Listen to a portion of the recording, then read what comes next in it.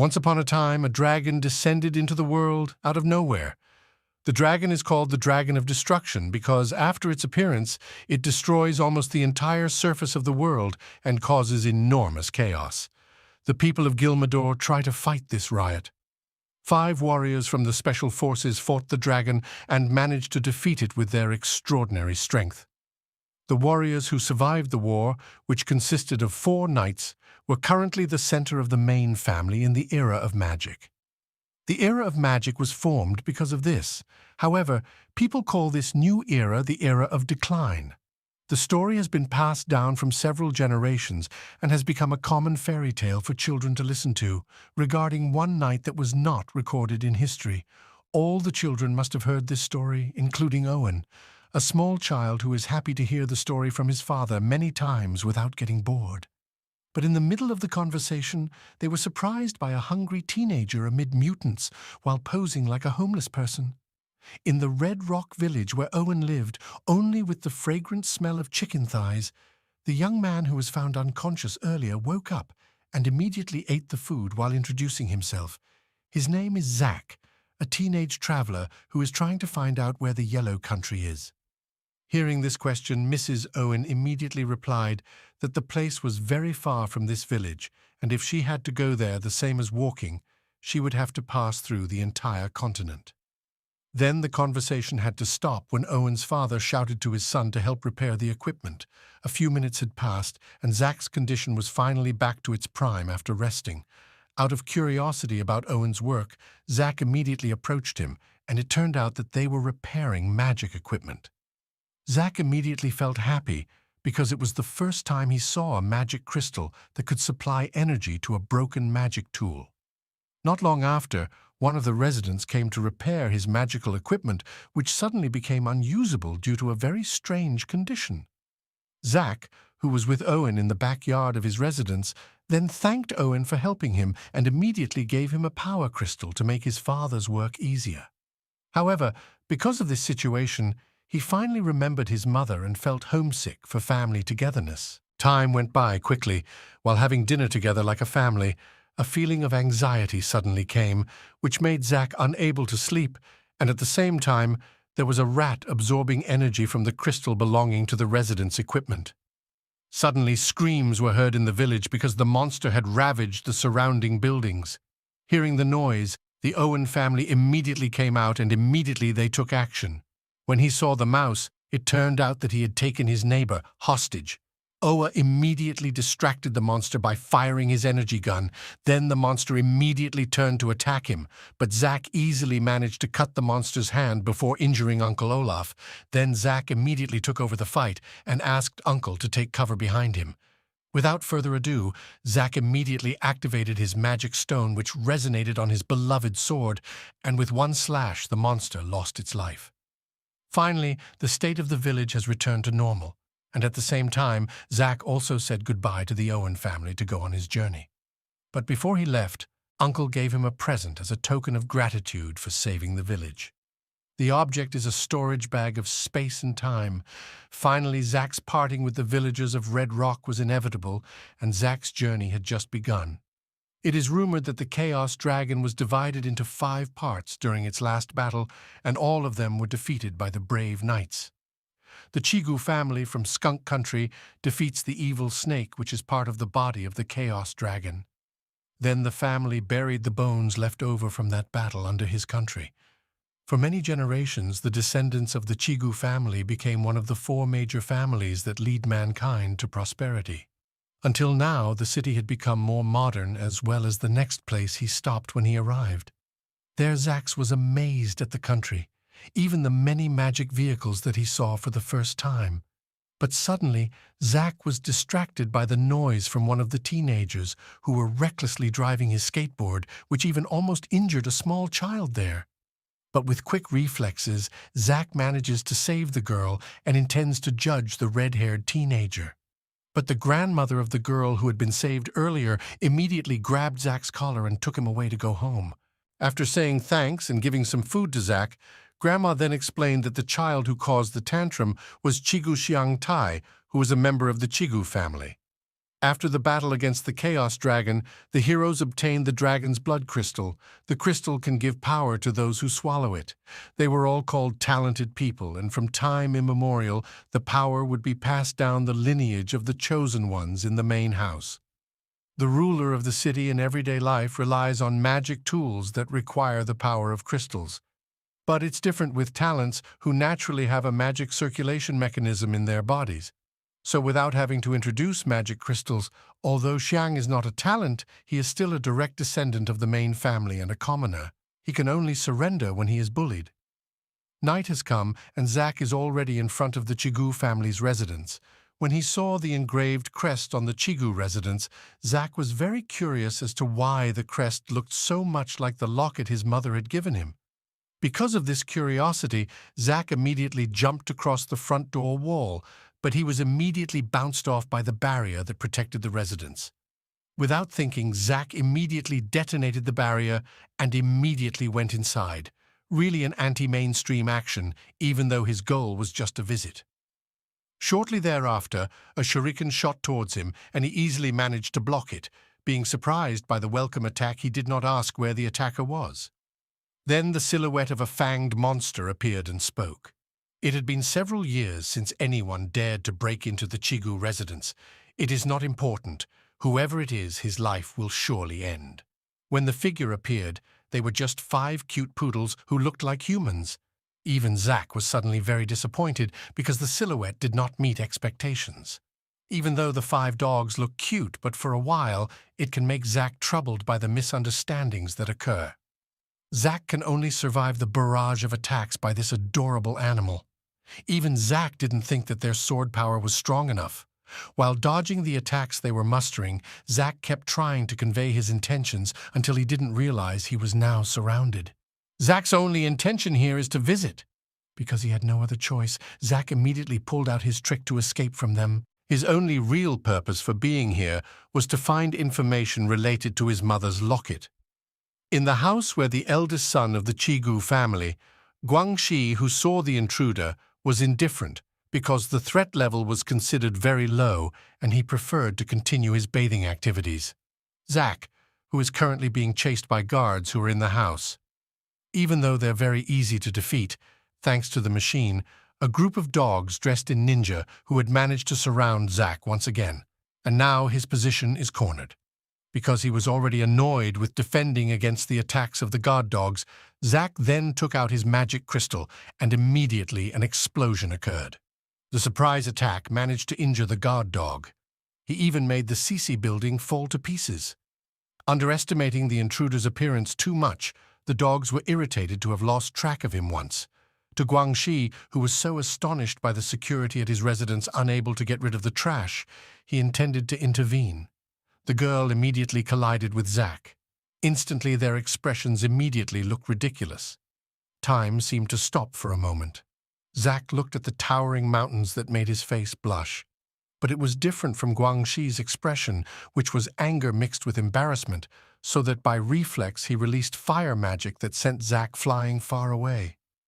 Guangxi mercilessly activated his magic equipment immediately, and the moment suddenly became more serious. Zack tries to apologize to Guangxi and promises to replace the door he broke. But the effort ended in chaos when the sentence came out. With burning emotions, Guangxi immediately released Zack with strong flames. But along with the attack, Zack has prepared a ground shield that can withstand the attack. The cute girl immediately praised Zack because of his uniqueness in using magic crystals in battle, but when the compliment came out, Zack instead chose to run away from him by using a smoke bomb. Like Tom and Jerry, they both end up playing tag. In a different room, the current leader ordered his assistant to stop the commotion outside and told him to finish the task quickly. Zack, who had no other choice but to fight Guangxi at that time, the cute girl immediately found out who was the mastermind who sent him to infiltrate. But Zack's response was dismissive. He didn't ask Guangxi to make peace because he didn't want to violate his principle of never attacking a woman. But if this matter wants to continue, then Zack's will also reply.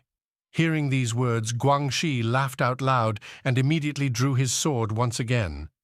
Zack is currently not aware that the enemy in front of him is a pure-blood talent in this century's family, and as proof, Guangxi immediately attacks Zack with his third form of hellfire, the Residence Diamond, a fireball attack that immediately shot towards Zack with a lot of numbers. Seeing the attack, Zack immediately took out an ice magic crystal to block it, and when the ice had been destroyed, a Guanxi appeared which had rushed towards Zack. Feeling the upper hand, Zack immediately took out his brilliant technique, namely the electric magic crystal. Everything has been according to Zack's plan, since earlier when he didn't solely block the fire attack with ice, but at the same time thought about the water vapor in that element. After clashing, then Zack immediately took advantage of Guangxi's carelessness once again with electric magic, which had strong attack power thanks to the steam, and at that moment their fight finally stopped. Zack also knows very well that the chance of winning against Guangxi head-on is nil, therefore attacking him cleverly is his chance of victory. Then Zack remembered his goal, which was to ask about the pendant his mother gave to Guangxi, but this cute girl didn't know anything about it. And when Zack asked the next question, he was suddenly surprised by the presence of Chigu's assistant leader, who came by destroying the wall next to him. It's not just the arrival of the assistant chief, increasingly pressured because of the arrival of the guard dog behind him, but without many insulting words, he immediately attacked Zack alone with his spoon weapon, causing Zack to be thrown far away. Giving no pause for Zack to stand, the next attack suddenly came, and this time thinly sliced Zack's face. The wound is not without cause because Zack suspects that the weapon of the contempt can change shape into a long scythe.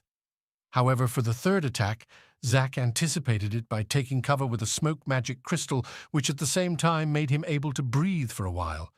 Because the situation was getting worse and the conditions were no longer able to deal with despicable or guard dogs that surrounded him, inevitably Zack immediately used his secret weapon to escape, namely the teleportation crystal. Right before the combination attack from all of them, Zack had managed to get out of the place.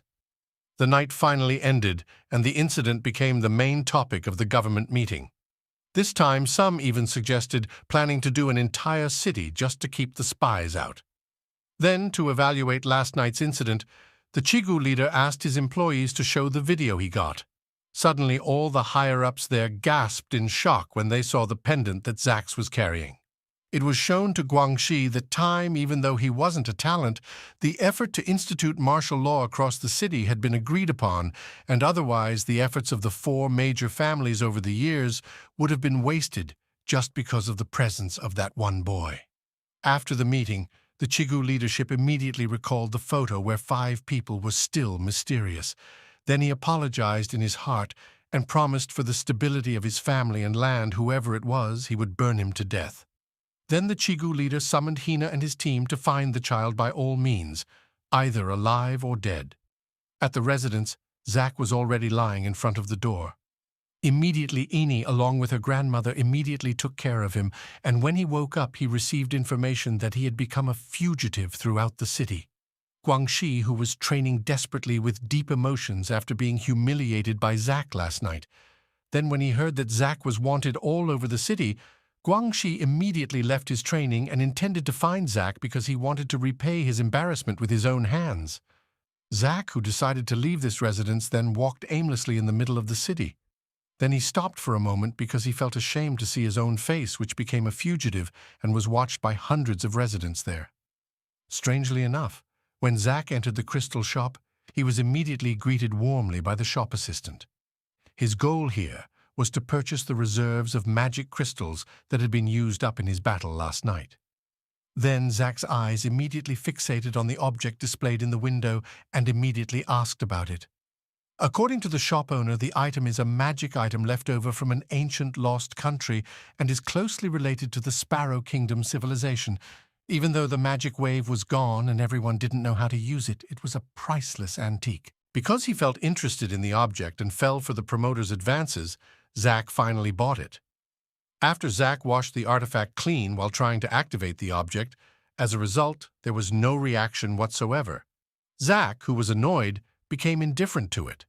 The most important thing was that it was still related to the Sparrow Kingdom, which was in line with its goals later.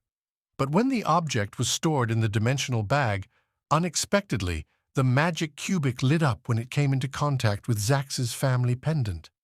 Zack, who was walking unconsciously and without direction, then he was curious about the conversations of teenagers who were talking about people who disappeared for no reason in the cake industrial area, and added to the rumors of the emergence of mutants who thought there were many villages there. Arrived at the industrial zone where Guangxi had been waiting for his presence, without further ado, the cute girl immediately attacked Zack from behind with her technique, but with a good response, Zack managed to dodge the attack with a ridiculous expression. Then Guangxi throws a tantrum at Zack's behavior last night, and this time he promises not to let her off the hook a second time. But as usual, Zack tries to come to terms with his apology, but Guangxi immediately attacks him with emotion. Only able to endure it while thinking of tricks to escape from him, Zack finally managed to escape again. A few moments, and Zack can concentrate on finding the presence of mutants in the industry. But when he smelled blood and felt a strange sound vibration, he was suddenly attacked once again by Guangxi, who seemed so irritated that he was constantly chasing after him. But he didn't come alone, but with a mutant who was also behind him and prepared to attack Guangxi. Seeing this incident, Zack immediately jumped to save the cute girl. But this time Guangxi was not angry and just hit Zack's head while expressing his gratitude. Due to a very unexpected situation, for a while they finally made peace in order to fight against the alien-type mutant that had been in front of the two of them. Not only alone, several other mutants also surrounded Guangxi in various directions until they were completely surrounded at this time. Because he still didn't think that the mutant was a technology that his family was developing, Guangxi could only stare helplessly. But the reverie was immediately awakened by Zack's screams that told him to join the fight to stop these mutants from running rampant in the city. Responding to Zack's good words, Guangxi immediately raised his sword and asked Zack for the mutant caretaker behind him, while he would face the mutant in front of him. Then, simultaneously, the two of them shot in rhythm, then slashed the mutant monsters one by one. But after Guangxi succeeded in slashing one of the mutants, he was suddenly careless, because he prioritized his show to Zack until he forgot that another mutant monster had jumped at him. Knowing Guangxi's stupidity, Zack immediately took out his ice technique and made the monsters that were going to attack Guangxi freeze. So that with one easy slash, the monster becomes a shard of an ice block. Currently, there is only one last mutant left, which finally makes them attack him together until he's taken down. Out of curiosity about these mutants, Zack immediately checked on the creatures and found that their bodies had long been dead, and they looked more like synthetic creatures than living corpses. But a few moments when Zack checked the body, suddenly Guangxi pointed his sword at Zack's head and said that if this was a secret of the Chigu family, then everyone who knows this must be killed. But unexpectedly, Guangxi stopped his intention and asked Zack to find the truth about the project, even though later he would not forgive Zack's actions, which made him blush. Finally, the two of them walked down the underground passage of the industrial zone and found a very pungent sound and smell. Finally, the two of them reached the end of the room, which was tightly locked, but thanks to Guangxi's intelligence, the door was successfully opened. However, the two of them immediately froze when they saw the hundreds of mutant experiments that were there. From the information Guangxi remembered, the industrial zone was an energy crystal refining factory in the city, and the owner of the industry was the Roland Corporation, which was an organization under the Ministry of Magic, so it had nothing to do with the Chigu family.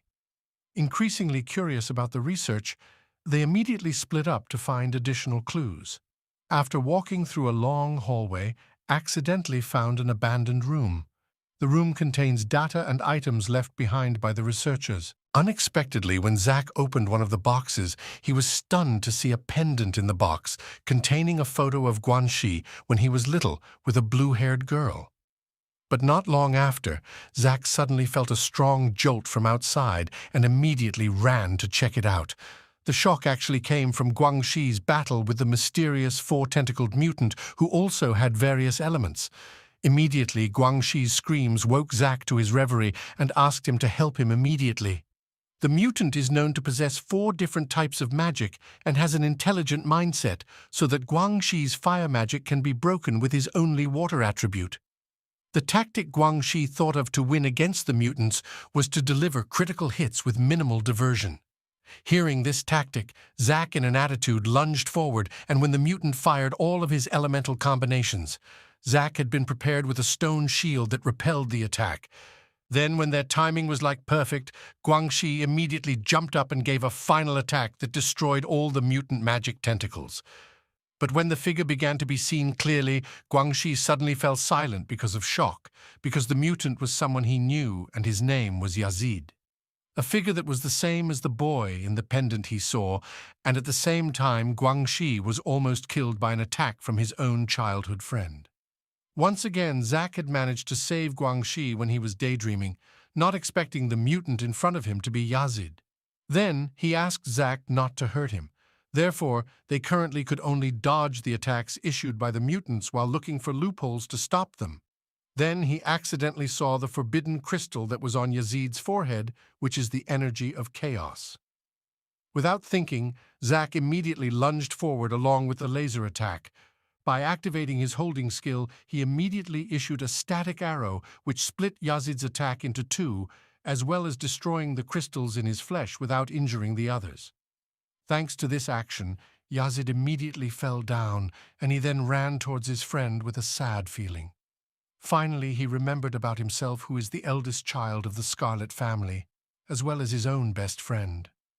While Yazid is the daughter of the water that was there, their friendship began when Yazid protected him, who was being bullied by 3 boys, until finally Yazid suddenly left and ended their friendship unilaterally, because he couldn't change the current situation. That he could only ask about the secret that Decorated was hiding from him. Then he told that the company Roland Corporation has been doing human experimentation for a long time, and this project is called artificial talent. They try to create talents in people who are not gifted through artificial transformation, and Yazid is one of those experiments. Hearing the story, he scolded him why if it doesn't tell the truth. Then he replied that it was all useless. The Scarlet family would let him disappear at all costs because they considered him a weakness for the project that had to be eliminated.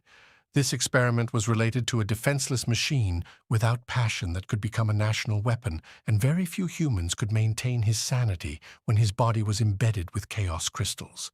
And when the crystals were destroyed, the magic energy in his body would also be used up, and it could be said that it was the end of his life. However, Yazid asked Guangxi not to regret, and even Yazid thanked him, because at the end of his life he could become a human, which, as well as a last wish, he had a wish to die at the hands of his own best friend. With tears in his eyes, Guangxi finally granted the request and immediately drew his sword at his best friend.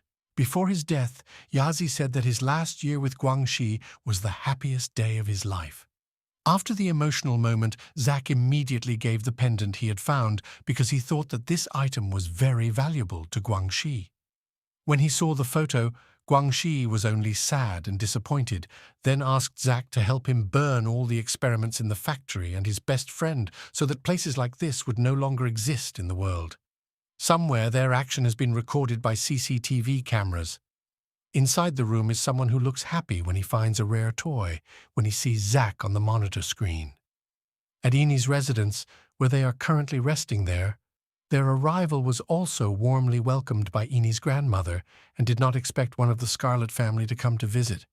It also provides extra service by providing additional dishes to Guangxi. Seeing Guangxi's friendliness, really didn't expect that the girl could change her attitude 180 degrees when chatting with other people. Then Zack asked the reason why Guangxi chose to follow him instead of returning to his luxurious home.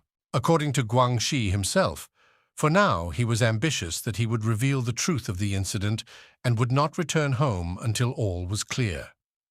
Diverting the conversation with Zack, the little girl said that her room had been cleaned and wanted to invite Guangxi to sleep together. Guangxi, who heard the invitation, immediately accepted and made the atmosphere of the house feel warmer at Grandma's residence. Hina has reported her inability to find Zack. Plus, she reports that the industrial park has been attacked by an unknown group. Then, the report that shocked the leadership the most was regarding Guangxi, who had also disappeared. The day changed, and at this time Guangxi was already in front of the Roland Cooperation Company with Zach's very embarrassing disguise. Because Roland Corporation had very strict guard coupled with yesterday's attack, he couldn't help but bear the shame and become Guangxi's servant for a while. When entering the company, when they entered, they were immediately greeted by the head of the receptionist, who asked the purpose of Miss Scarlet's arrival at this time with a good reason. He then said that he was sent by the head of Scarlet to check on yesterday's incident. Unexpectedly, the head receptionist then asked someone who was behind him who looked strange expression. Guangxi casually answered the suspicion and said that he was his new servant named Zi Heng. Without many questions, they were finally invited to enter the database room, but their actions were suspected by Irene Scarlet, who was her uncle. The two of them were searching for clues in the Roland Corporation database room. Because the room was too big, they decided to split up, and when Zach was relaxing while leaning against the wall and daydreaming, thinking about the USB capable of hacking the server, suddenly the back wall opened and he had found a secret door in the room. He then called Guangxi and immediately went inside. As usual, the basement in the company must first be activated with the crest of the Scarlet family and when they are in the laboratory. They didn't expect that there were many documents about mutants that were there. Not only that, Zach also found blood samples bearing the name Guangxi. Even there were hundreds of samples from the Scarlet family in the blood storage cupboard. According to the information just now, Bowden's talent experiment must require the blood of a thoroughbred. However, for the 4 genetic families of gifted people is a taboo. Moreover, the blood of fingernails and hair wouldn't easily leak to the other party, and as the head of Grandpa Guangxi would not allow that to happen. Then Guangxi remembered the thing that made him lose so much blood, and sure enough it was 3 years ago, to be exact, the adult festival of the Scarlet family. A high-ranking heir needed to inject his blood into the snakebone altar on that day as a coming-of-age ritual. According to Zach, the Scarlet family also has something to do with this project because most of the samples are blood from family members. Guangxi could only ponder while continuing to read all the research documents that were there. In addition, the research information includes kidnapping civilians who will later be used as research objects, then injecting the blood of a pure teller into their bodies over a very long period of time, as well as slowly replacing their blood with energized magic fluids and installing maintenance devices embedded in chaos crystals to control the object at will. After tens of thousands of trials, many objects exploded and died. There were some who became uncontrollable mutants, and only a small part of the thousands of objects were successful. Reading it all, he felt very angry, especially when he thought of Yazid, who had been tormented all this time with this project. But not long after that, they were surprised by the arrival of dozens of robots with brains, followed by a man dressed in a lab coat, while talking that Yazid Nagato is the favorite object, and you have to pay for all of this. When the mysterious figure of the professor appears without further ado, Guangxi immediately asks if he is the mastermind behind the experiment that has something to do with him. With a faint grin on the professor's face, he dismissed Guangxi's notion that Yazid was an object more than a mutant. He was the prototype of his ideal artificial talent, in other words, the next stage of the experiment. Annoyed with the tone and expression of the professor's words, Guangxi immediately attacked him with a fierce slash of fire until the explosion shook the whole room. But when the smoke slowly cleared, the professor did not appear without the slightest injury thanks to the protection of his new weapon, which consisted of magical energy. Although these weapons were not as powerful as Yazid's, they were numerous and troublesome. Then Guangxi bit fishing for information about the access he got so he could experiment in Snakebone country. Without fear of hearing the question, the professor immediately smiled and replied that this experiment was in accordance with the instructions of the Scarlet family, and the purpose for him appearing before them was his fascination with Zach, who was able to use crystal stones very skillfully, and he was judged to be the perfect material for talent.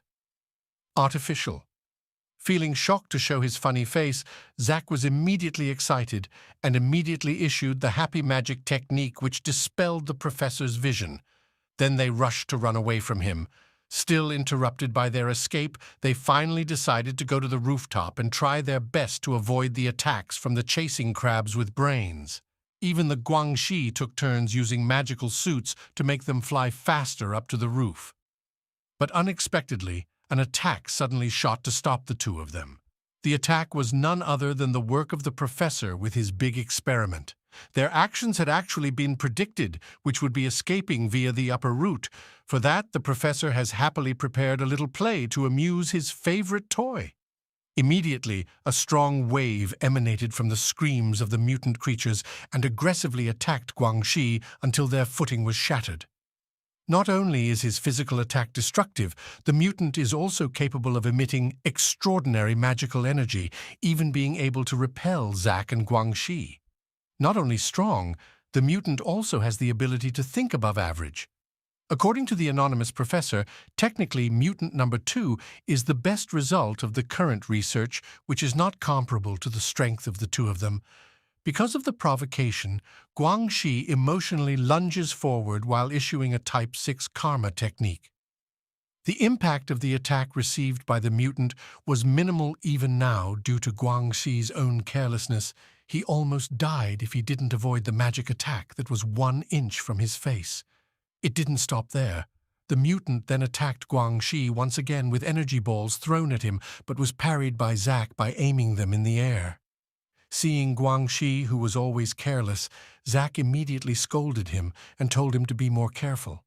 Because Guangxi's emotions also couldn't be contained, considering that person's treatment of his own best friend because there was no other choice, he himself had promised to help Guangxi, forced him to mobilize all his strength to face the mutant alone. After saying this, Zack immediately strengthened his stance and immediately lunged at the mutant, causing him to freeze. The mysterious professor was amazed at the combination of magic and told him to be more careful. Annoyed because the professor's chatter that told him to go as good as his forehead, the mutant then hit him and sent the professor flying away. He saw the strange incident. Zack could only be amazed and prepared to withstand the next attack. However, the mutant's power was unstoppable and made Zack thrown far away, even for the mutant, who bounced from side to side and ended up at the end of a wall that was destroyed by the impact of his body. It is also undeniable that the impact of the attack made his beloved sword shatter. Because it was already on the edge, Zack seemed to remember the words of his mother, who said that the pendant he gave was the family symbol and identity of the descendants of the forgotten. When in a position of life and death, the power will manifest itself in, and now is a situation where Zack will show it to the world.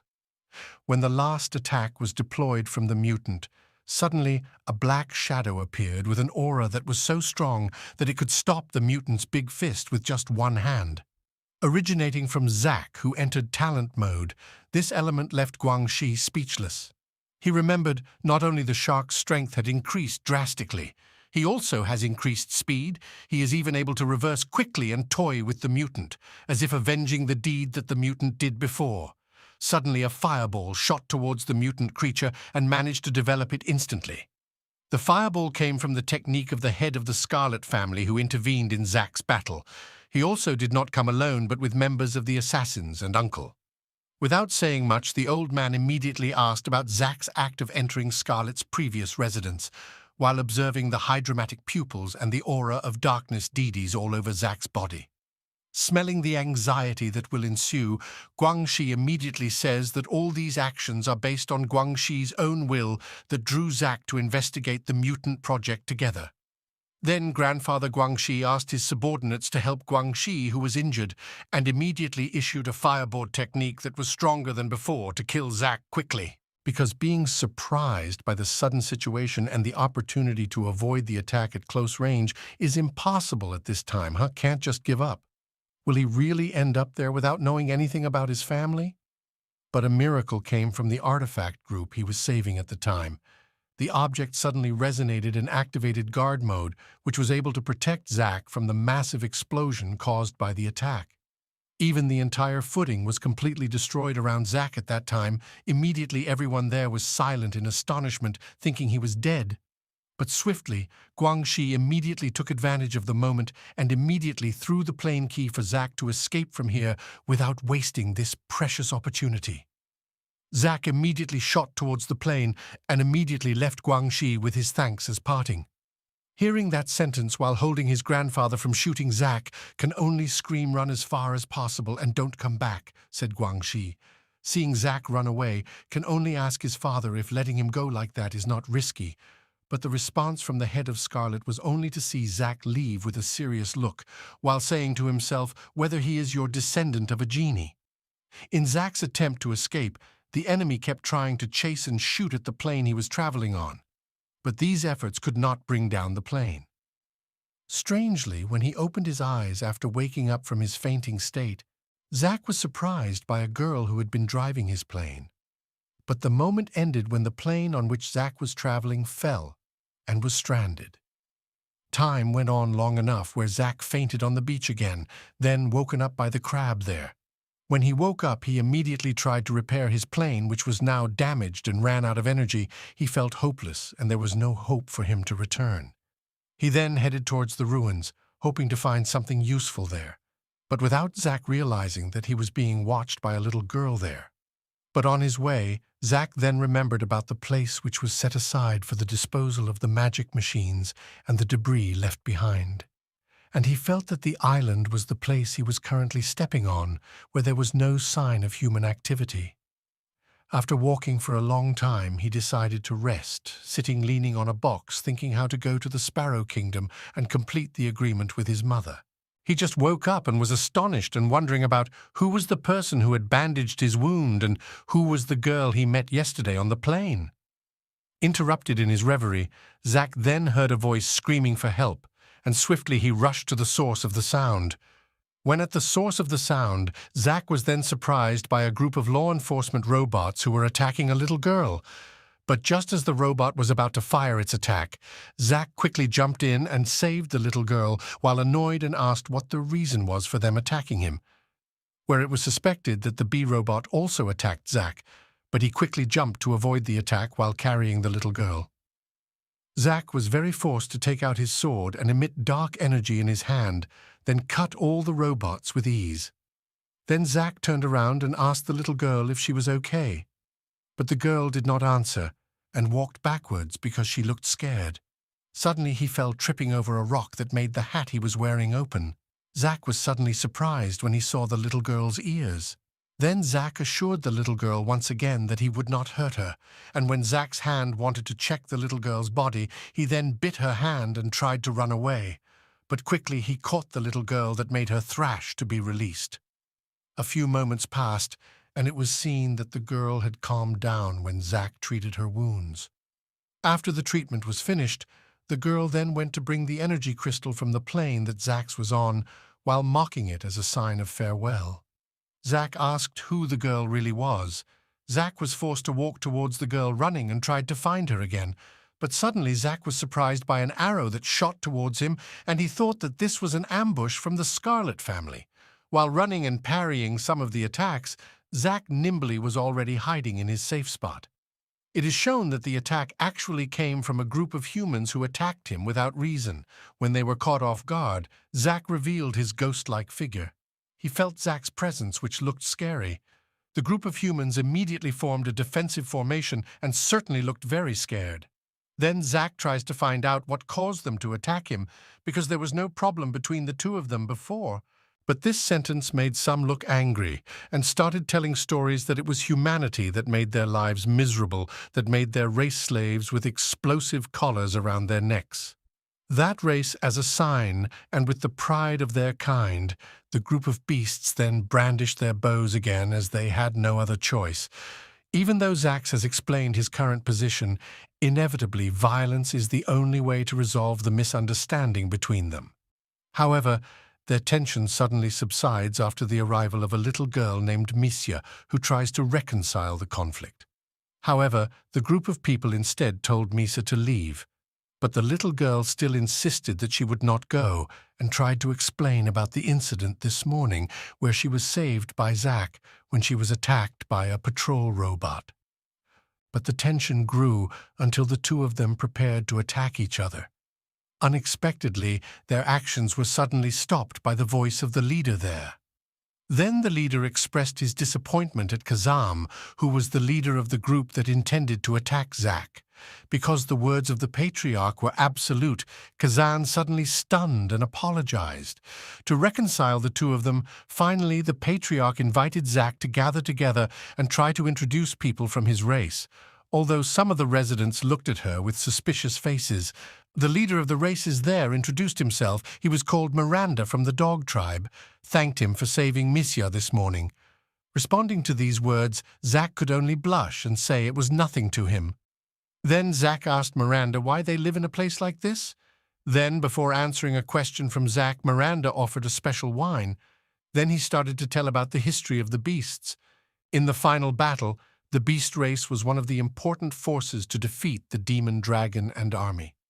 Then, after the Great War ended, the four major families of mankind founded the Ministry of Magic and created a magic race that symbolized a new civilization and became the beginning of a nightmare. During that era, humans began to persecute and treat beasts arbitrarily. They are traded like traded goods, and their labor is more controlled with a magic necklace that symbolizes their shame as slaves. If you don't obey orders, the necklace can kill the beasts. When it was the unpardonable sin that humans had committed against the beast race. According to Zack, both humans and beasts are land creatures, and humans do things that make other races and the gods hate them. Then he said that this abandoned place was the safest place because the remnants of the magic machine here had blocked the magic trackers from the Ministry of Magic on the necklaces attached to their necks, so that the beasts found peace in the forgotten corner of this continent. Here, Zack understands why Kazan and the others wanted to kill him. Then he again asked Miranda, is there a way to solve the hatred between humans and the buses? Not knowing that answer, Miranda just said that Zack should have asked the BIs who had died under the tyranny of humans. But in between serious conversations, Miranda said that Zack was a special human and the first time he dared to drink and eat beast food. That statement didn't make Zack surprised and spit out the drink that was in his mouth to make Miranda laugh out loud. Miranda then tells Zack that if it wasn't for saving Misha, he would have been a corpse a long time ago. Responding to those words made him wonder why Miranda could say it without changing the expression on her face. Then Zack again asked why he was allowed to come here, and was not afraid that later Zack would tell the whereabouts of the beast tribe. With a seductive smile, Miranda believes that Zack will not do it, plus he also has the power to see a person's emotions. And at this time, Zack is more inclined to be angry with the human race, and Miranda considers that the only human who has a pure mind and knows nothing about the world itself. Hearing that Miranda was also a talent made Zack gape in surprise. Zack then innocently did not expect that many talented people from the Beast tribe, who instantly made Kazan angry, thought he was underestimating his tribe. However, the magic ruins humanity left behind gave them a chance to breathe and survive through the remaining energy crystals. He could only lead his tribe to fight back in this forgotten corner of the land. Nor did he need anything else as long as he could watch the children of his tribe grow healthy day by day. For the fourth time, Zack then asked, are the robotic bees that attacked the beach an errand robot from the Ministry of Magic who has not given up on searching for fugitives? With a calm expression, Miranda then confirmed Zack's question, which made her move, willing to help them. Hearing that he felt that the human heart was very hypocritical because in the past beasts and humans fought side by side, but now they were taken prisoner. After hearing that, Zack was determined to change the world even though it was very difficult. However, it is the only way to help everyone. Then he also remembered his mother who often told him, even though the journey is far as long as the direction is right, and as long as he keeps walking, then he will surely reach his destination. He heard those words while looking at her holding her family necklace. Miranda was taken aback, and the conversation was soon distracted by Misha's excitement, finding an energy crystal in a human spaceship that was tattered and uncool and looked weak. Zack wanted to say that the crystal was broken, but Miranda quickly coded Zack so he didn't continue his sentence, because saying that would destroy Misha's joy and ambition to collect energy magic crystals for water supply and cooking ingredients. Even though Miranda knew the crystal had been damaged, she kept it a secret and praised Misha's efforts for helping ease the burden on her people over the years. Miranda had learned something from the human race, that lying with good intentions will keep hope alive. Zack was very curious about the necklace tied around Miranda's neck and wanted to try to get it off, although some people got worried when Zack suddenly grabbed her by the neck. Miranda, however, was able to convince everyone that Zack was a strong talent. But when Zack tried to access the necklace circuit with track energy, Zack still couldn't open it because it was too complicated for him. But this intention has become good faith, which has changed Zack's image in the eyes of the villagers there, even though it has failed. Zack has a second plan where the next day he makes a protective tower that can interrupt the transmission signal from the government's magic necklace. Miranda, who was surprised by Zack's idea, then guessed that the main goal Zack would be looking for was the Kingdom of Sparrows. Since Zack hasn't said anything about it, he then asks why he knows about it. Then, with a dazzling smile, Miranda said that she knew because she had seen the necklace she was carrying. Where when she was little, Miranda had seen a totem that was very similar to the Sparrow Kingdom, and as a gift had helped Miranda's race give the most valuable thing they had guarded for years. Although it looks dirty, the motorbike is the first time a magic vehicle. When he encountered this, of course, Zack and one of his friends were amazed, because generally magic vehicles are common human vehicles. The chat seemed so harmonious that Miranda was sure that a future of peace between the races would exist.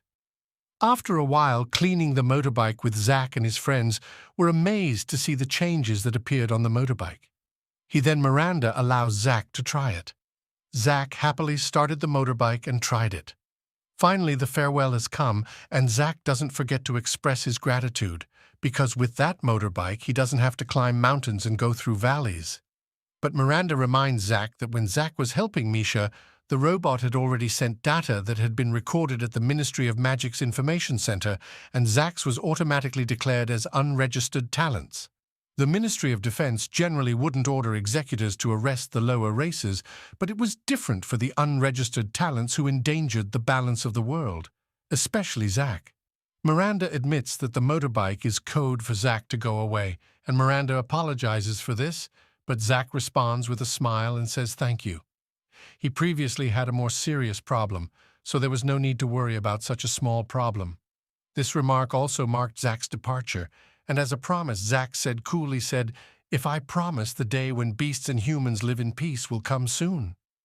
The goodbye then shifts to Zack's excitement of riding a motorcycle for the first time, even when he encounters some bees. There, Zack destroys it like without great effort. After driving for a long time, Zack finally decided to rest in an old park on a mountain hill and immediately put his motorbike in a dimension bag. He then rested his back by lying down first, but when he closed his eyes for a moment, he realized that there were several people approaching him, and instantly Zack was caught without a fight.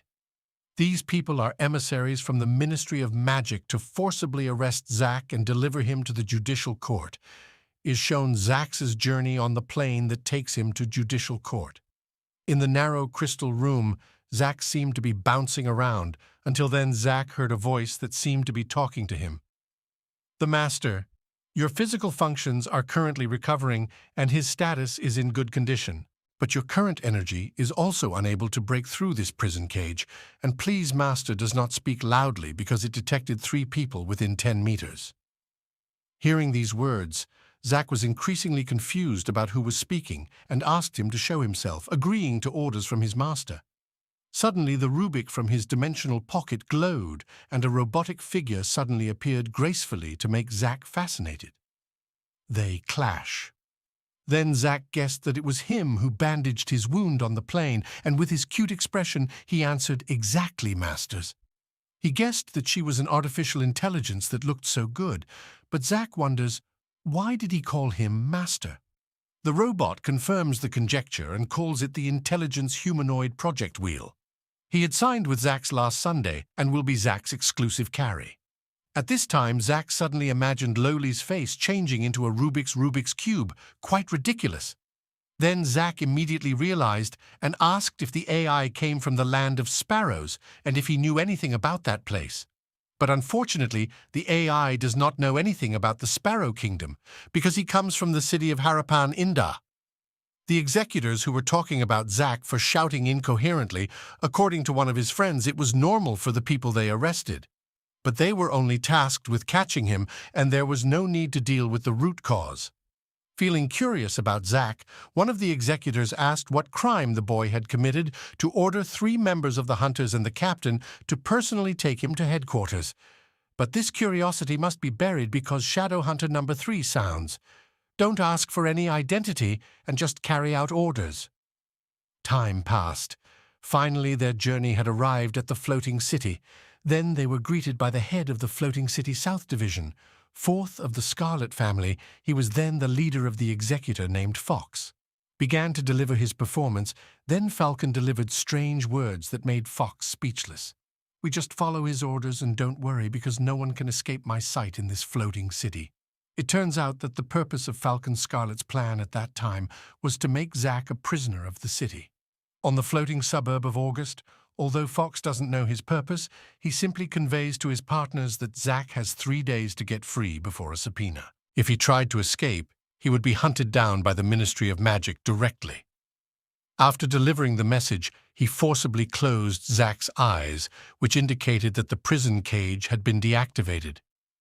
Then the first sight of astonishment was that of the legendary building in the Ministry of Magic that was so huge.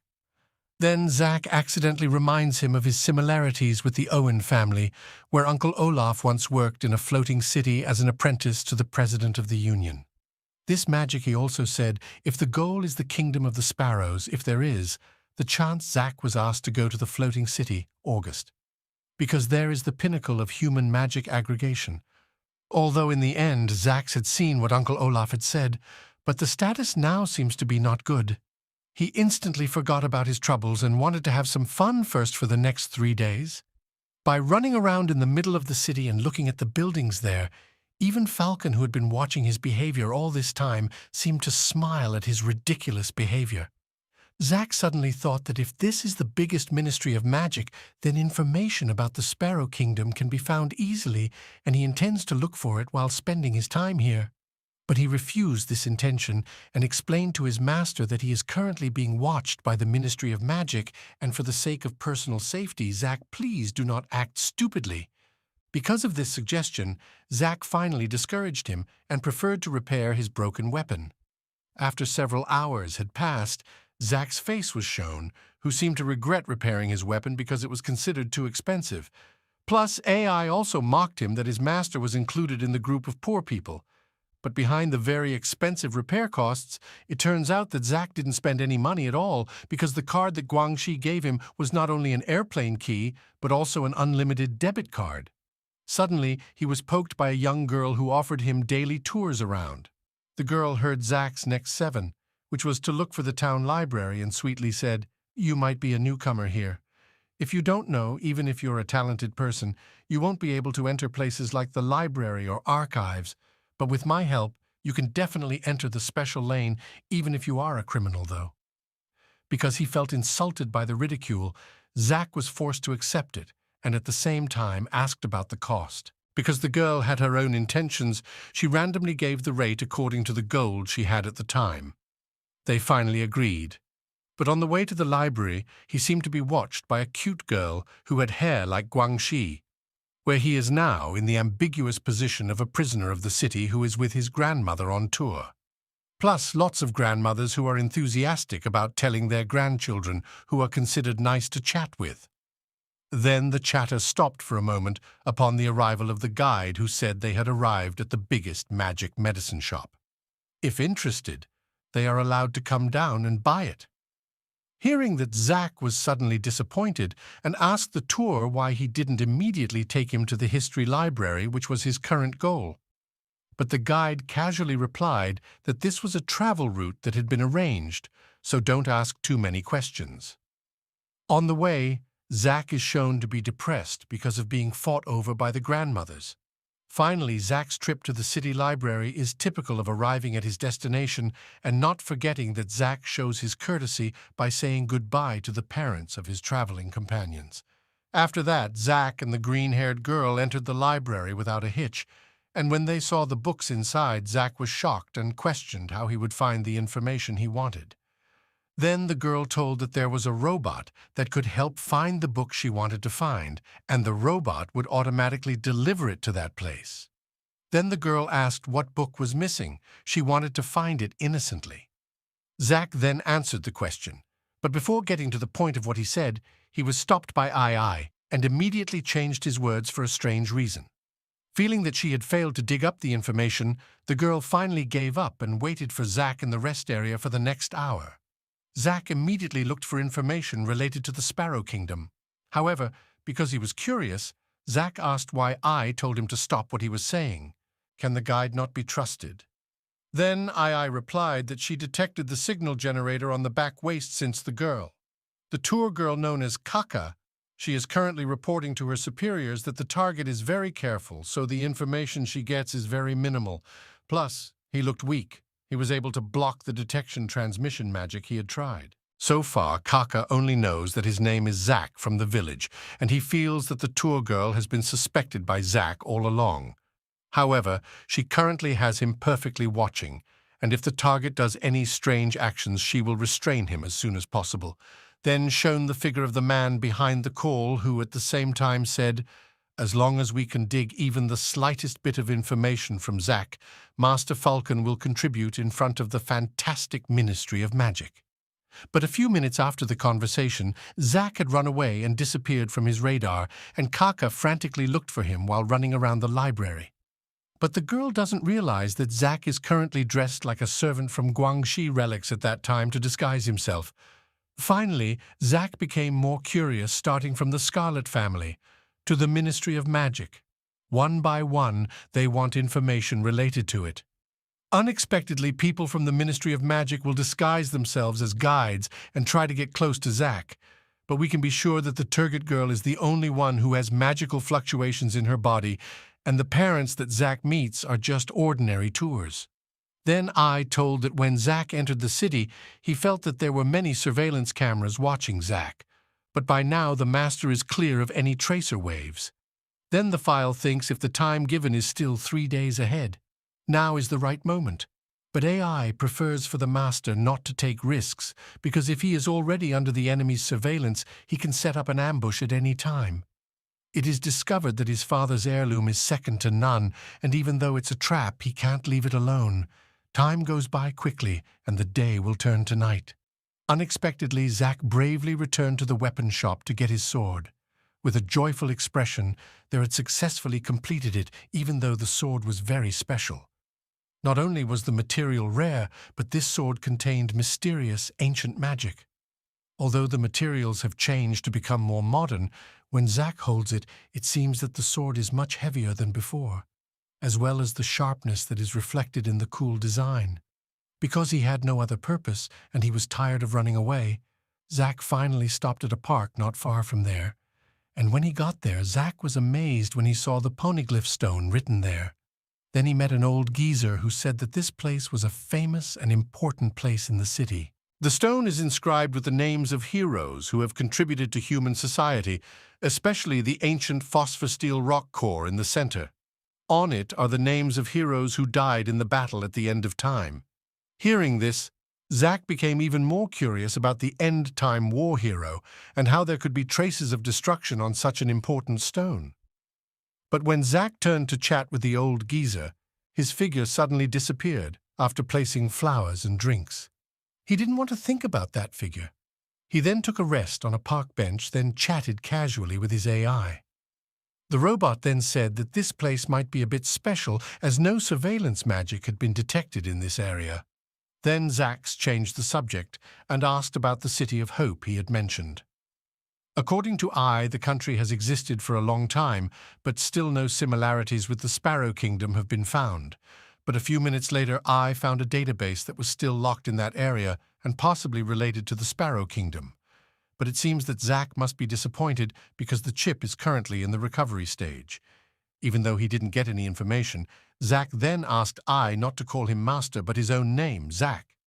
But the AI cannot understand the command. It only has orders to protect its master's life at all costs. It was the meaning of life for him. He honestly says that he is a tool of the master. When the contact is established, the core of his life has already merged with the master, and when the master dies, he will self-destruct. After hearing those words, Zack then stroked the robot and said the robot also has a body temperature. Then why should he forcefully disguise himself as a cold artificial intelligence? Because of the actions of the robot master, Ai looks blushing while still saying that she was created indeed as an artificial intelligence. Then Zack excitedly thanks him for saving himself more than once. Then Zack decided to name the robot by calling Lin. He wished that his bond with Lin was not just artificial intelligence, but as his most trusted friend, and with a smile as sweet as a crocodile, Zack then stretched out his hand and made Lin instantly blush. A few moments have passed from this awkward moment. Then Zack is approached by a woman who is mysterious to him. The woman then asked if Zack was someone who had disturbed the Scarlet family. With a smug expression, he then recalled that while scratching his head. After confirming Zack's whereabouts, the woman immediately told him to come with her. Finally, he said yes to the invitation, even though he knew the figure who invited him had large and very strong magic fluctuations. While walking slowly behind him, Zack felt the familiar feeling of being known and trying to wonder to the point of wanting to touch his shoulder.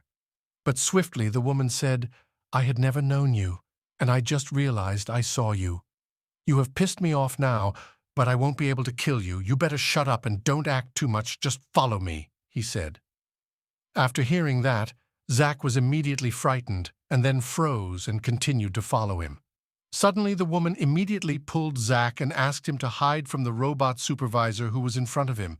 He was curious, then asked why they had to hide from the humanoid robot.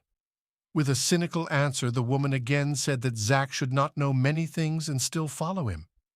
In an unfamiliar building, a yellow-haired man was reporting the situation that they had lost track of Zack by now. The last image they captured was Zack being seen with a woman Falcon knew. For this reason, the punishment that will be given to the spy agency must be postponed.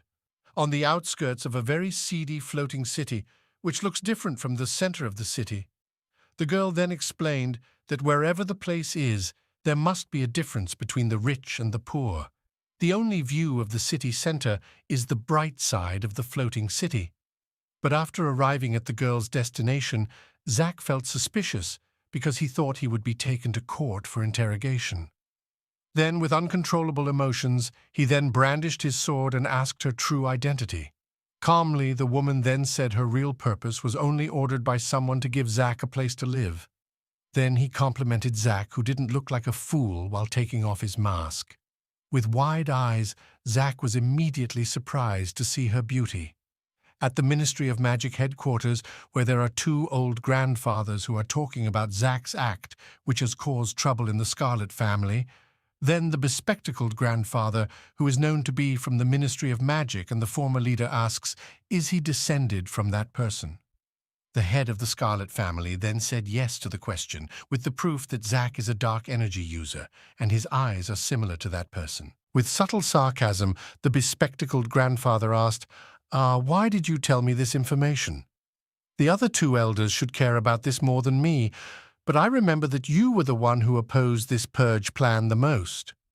After hearing this, the leader of Scarlet, known as Maru, immediately hit the table until it shattered into two.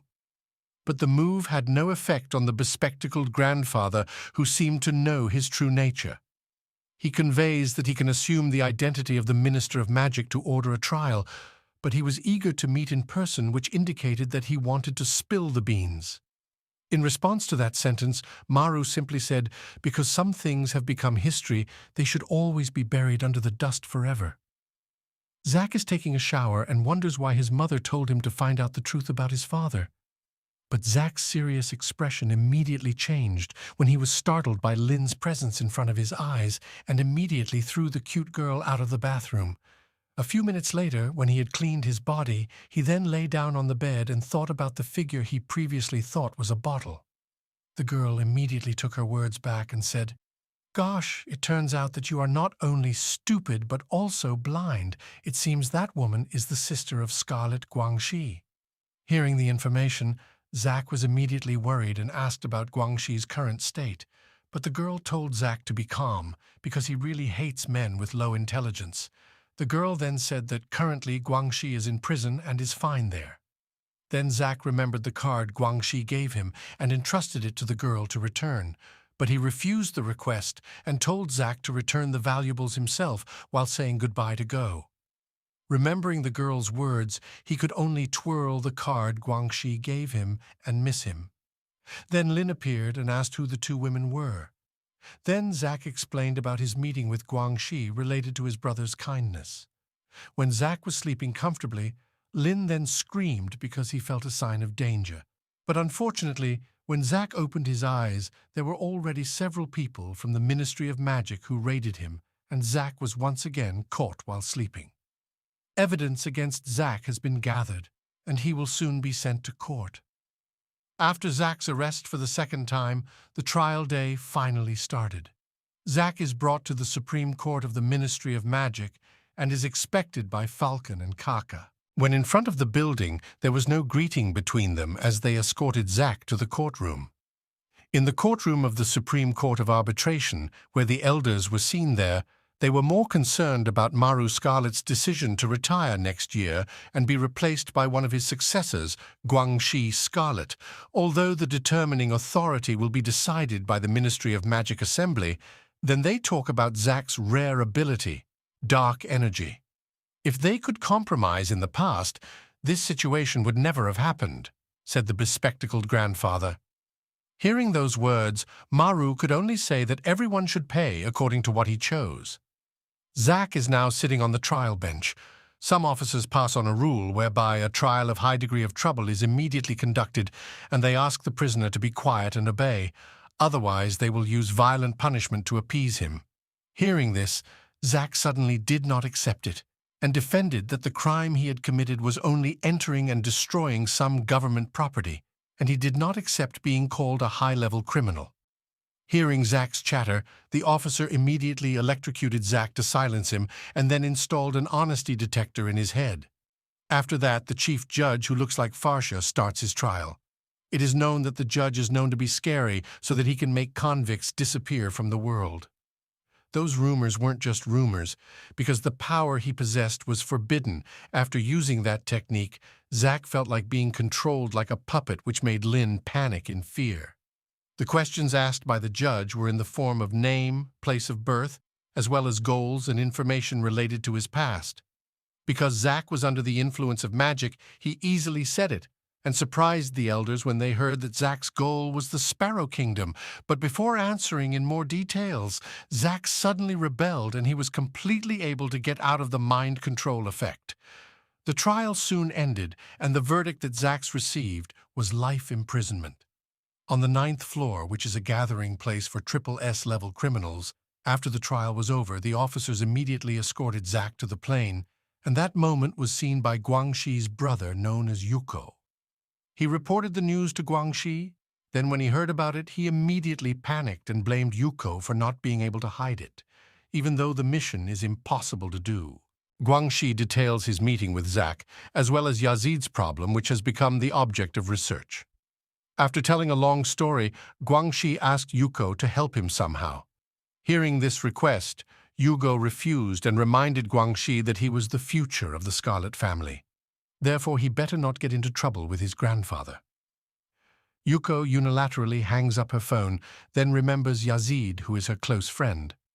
As a child, Yuko could only see photos from afar, who were very happy together with Yazid, but Yazid then approached her and asked her to play together.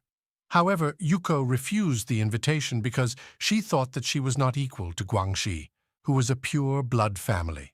Because he couldn't force it, finally Yazid gave him a harmonica before Yugo ran away. The harmonica is a gift that Yugo has guarded until now. Guangxi and Yugo are the same friends regardless of differences in dignity.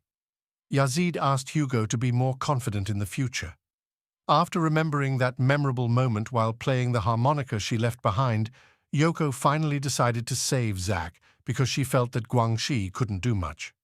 He will replace him as an assassin and will do everything for the successor of the Scarlet family.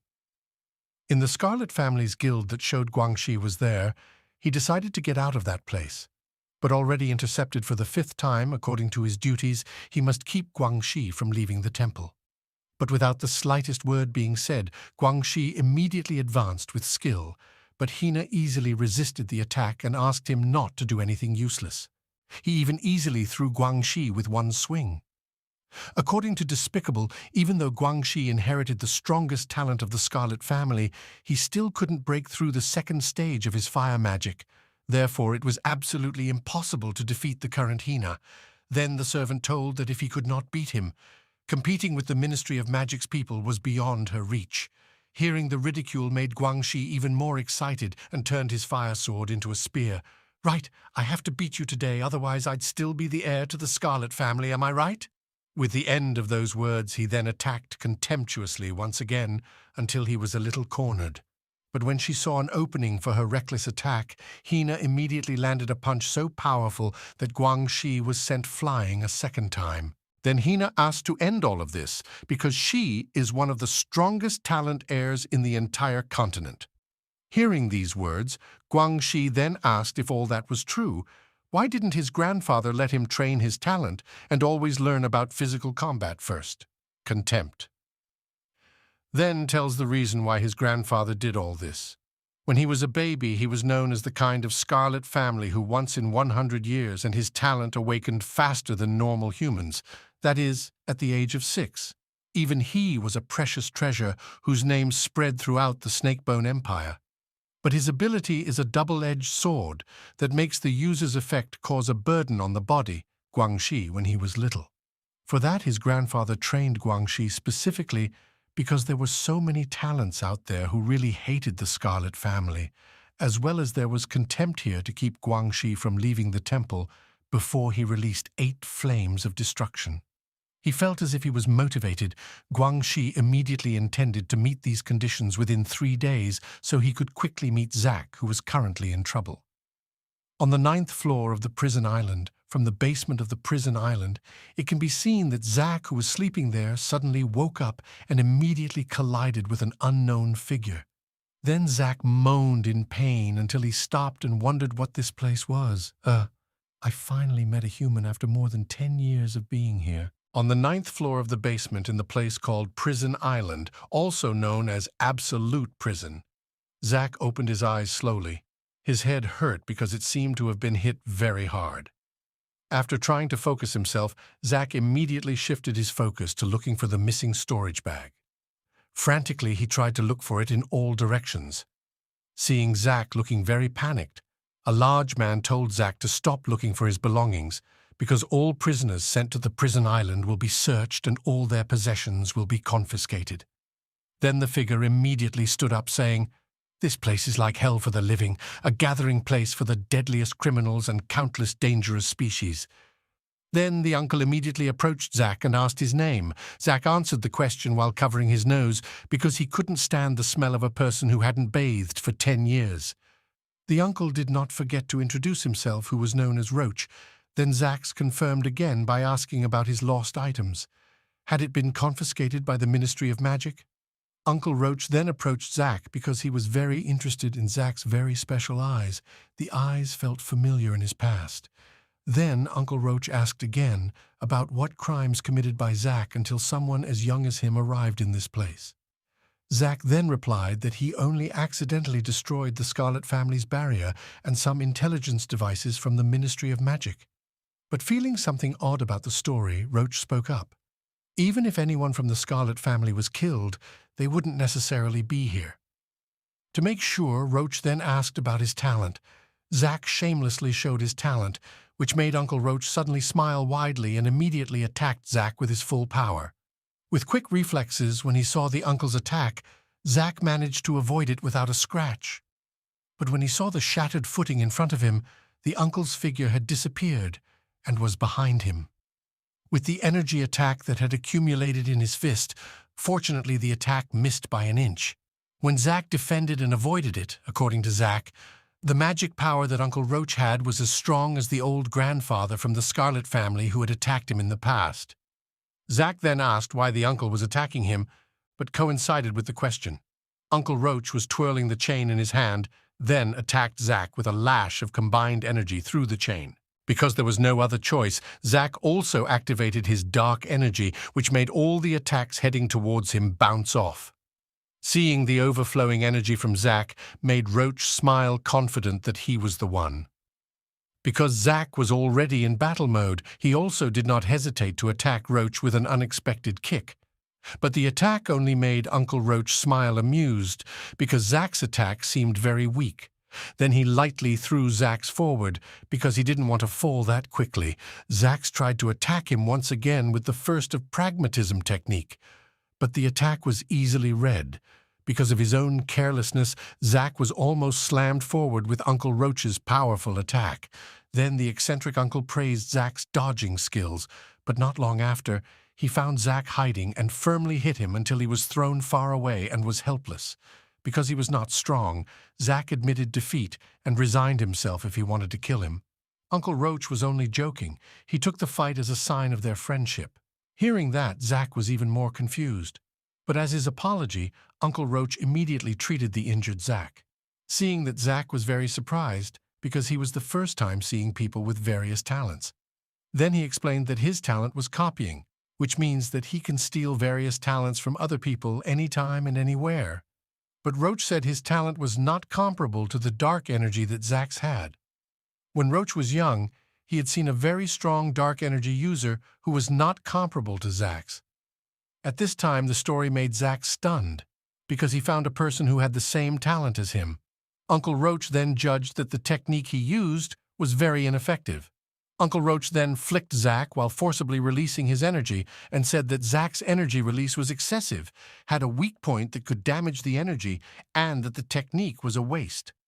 After getting impromptu knowledge from him, Zack then asked who was the figure Roach said, who had the exact same energy power as him.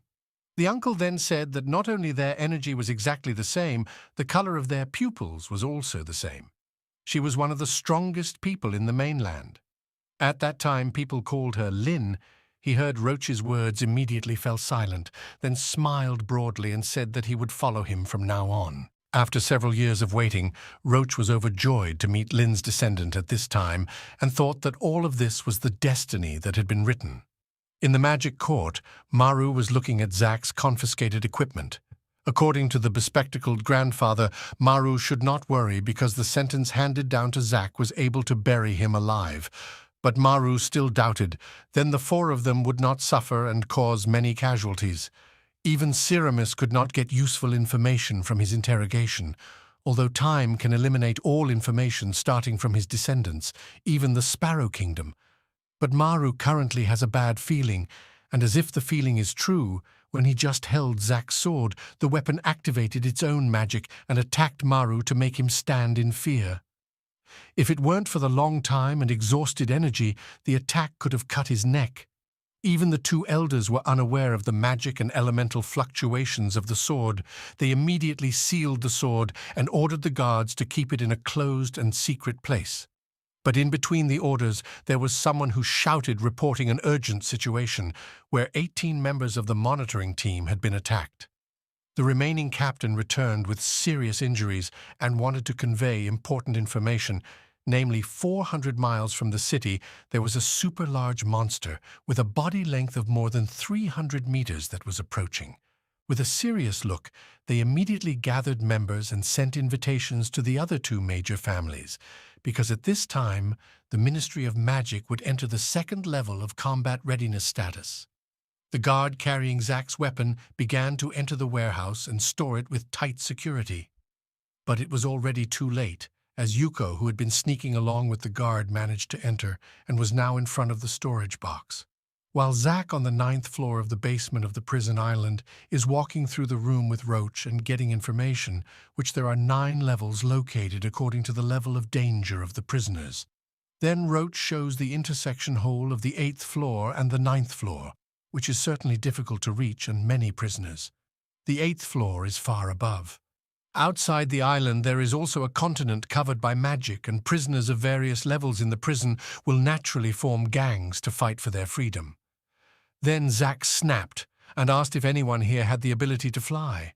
In response to that question, with a hearty laugh, Uncle Roach replied that even if they could fly, they would have a hard time fighting the phosphorus bats waiting for their prey in the air. In addition, there are many monsters that are much stronger than humans in this hell.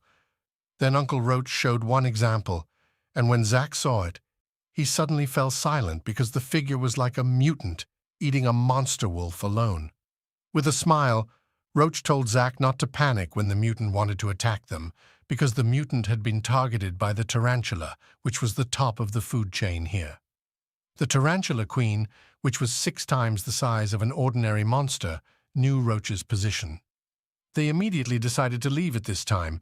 Time seemed to go very fast, and they were currently lighting a campfire and eating to recharge. Feeling curious about the supplies that Uncle Roach had, Zack then asked about their origin while cooking water. Uncle said that in this place there were still many edible species, and most importantly, the energy crystals of the prisoners upstairs who fell on this floor were valuable items for survival. Then Zack asked if the people they saw were mutants. Hearing that question, Roach seemed to not understand the meaning of the word mutant. But people like that Roach knew better as demon. Then Zack asked if the people they saw were mutants. Hearing that question, Roach didn't seem to understand the meaning of the word mutant. But people like that Roach knew better as demon. Long ago, the creatures of the land consisted of ancient dragons, elves, and humans among them, under the command of the Holy Dragon King. The peaceful ancient times changed when one day the Black Dragon killed and swallowed his own father, the White Dragon King. After that, he became a black dragon that destroyed the world. In this world, swallowing blood is a very taboo thing. The rule was broken. Even the powerful dragons of the gods would not escape the backlash of the curse. Zack felt as if he had heard the story, then asked what it had to do with the demon mentioned earlier. Roach then said that if you want to survive here, there is only one way, and that is to prey on each other, and humans are also included in that.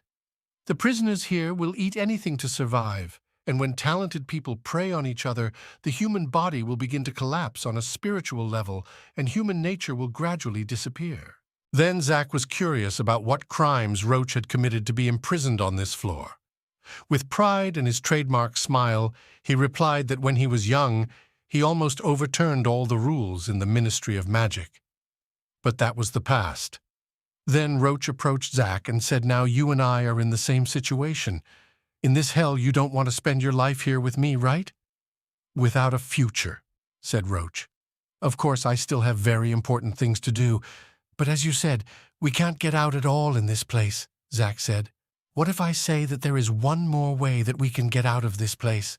But you will lose your life if you fail. Now choose. Will you die here with me in despair, or try to find your freedom at the cost of your life?" he added. Yuko had already gotten Zack's belongings in the storage room. Fortunately, the arbitrator and grandfather had left the court. Otherwise, maybe Yuko couldn't get out of the place easily. Then Yuko opened the contents of the box and accidentally touched the sword until the object was active. Finally, with a quick response, Yuko immediately threw the sword before hurting it.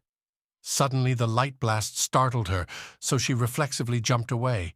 The figure turned out to be Lin, who had entered the destruction mode, holding a weapon and preparing for a desperate battle.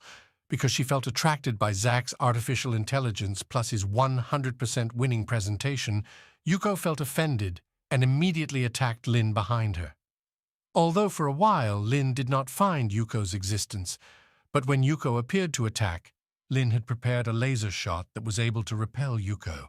Even she didn't expect that Zack's artificial intelligence could touch such an incredible level of combat power, and it looks like Yuko will have to seriously deal with it. Then she brought out her shadow dance to make Lin's shield slowly crumble. Then Yuko's hard kick was able to knock Lin back until it caused a strong attack. Thinking that the fight was over, she was surprised by Lin, who had slid quickly towards her with a strong fist until it was able to destroy the foothold around her. Finally, Yuko had reached her limit, and Lin was now pointing her weapon to threaten. Yuko said that she was familiar with Zack, as well as knew about Zack, who was currently imprisoned in the palace, surrounded by guards from the Ministry of Magic. But if Zack had a very strong AI, Lin might be able to save him. Finally, Yuko ventured to invite Lin to cooperate. Back on the prison island where Zack was discussing escape routes with Roach, he still didn't believe that there was a way out other than through the hole above. Then Roach took the horses and suddenly destroyed the surrounding walls until a new path appeared wide open. That place turned out to be oil from the dungeon walls that were able to weaken magic over time. But their goal was not to go upstairs because there was already guarded by the Lionheart Knights, and near the water there was also the Royal Emperor of the Sea Troops. How to break into the prison from above is indeed impossible, but Roach said, "What if we do it from below?" Hearing that made Zack ask, "Is there a next floor that leads down?" Then Roach explained that for 20 years he had explored this entire hell in search of a way to escape, and in the deepest part of the hell he found a large magic circle. His intuition told him that it was a barrier that led to another room. Outside the 9th floor prison, he called it the 10th chain. But just when Roach was finding out, he was almost dead and the current scar was left as a result of the incident. But Roach only hurt that it was the only hope. Then Roach reassured him, would he like to go with him to the deepest part of the 9th floor, which is also the lair of the tarantula of death? In the floating city medical department, Maru's group had just arrived at the hospital and was immediately greeted by the medical minister, Agatha. She then said that the patient would not last long. Then Maru patted Agatha on the shoulder for working hard. But after they entered the room, the wounded soldier was already half in ashes. Then he tried to tell the incident in as much detail as possible. When they were on their way with the team, on a mission, suddenly a large whale appeared in the sea. All over his body had a dark and black color. The size is similar to the city, even bigger. His whole body radiates chaotic energy. Suddenly his whole team didn't even have time to fight in front of him and immediately disappeared into dust.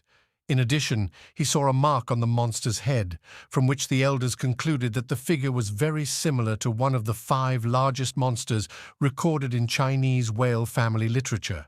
While in the 9th floor prison, where Uncle Roach was walking through the connecting room between the 9th floor and the underground portal. On his way, Zack asked if this was the nest of the death tarantula. Why hadn't they found any of these monsters? According to Uncle Roach, if it was like that, then we were among the lucky ones because the death tarantula had very sharp hearing.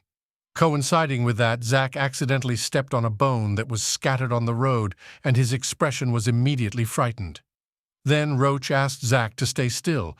Suddenly he was entangled in a spiderweb until he was pulled up. Responding quickly to Zack's carelessness, Roach pulled him back by his chain and immediately prepared in the position of Bertahan. Then Roach asked Zack to stay still. Suddenly he was entangled in a spider web until he was pulled up.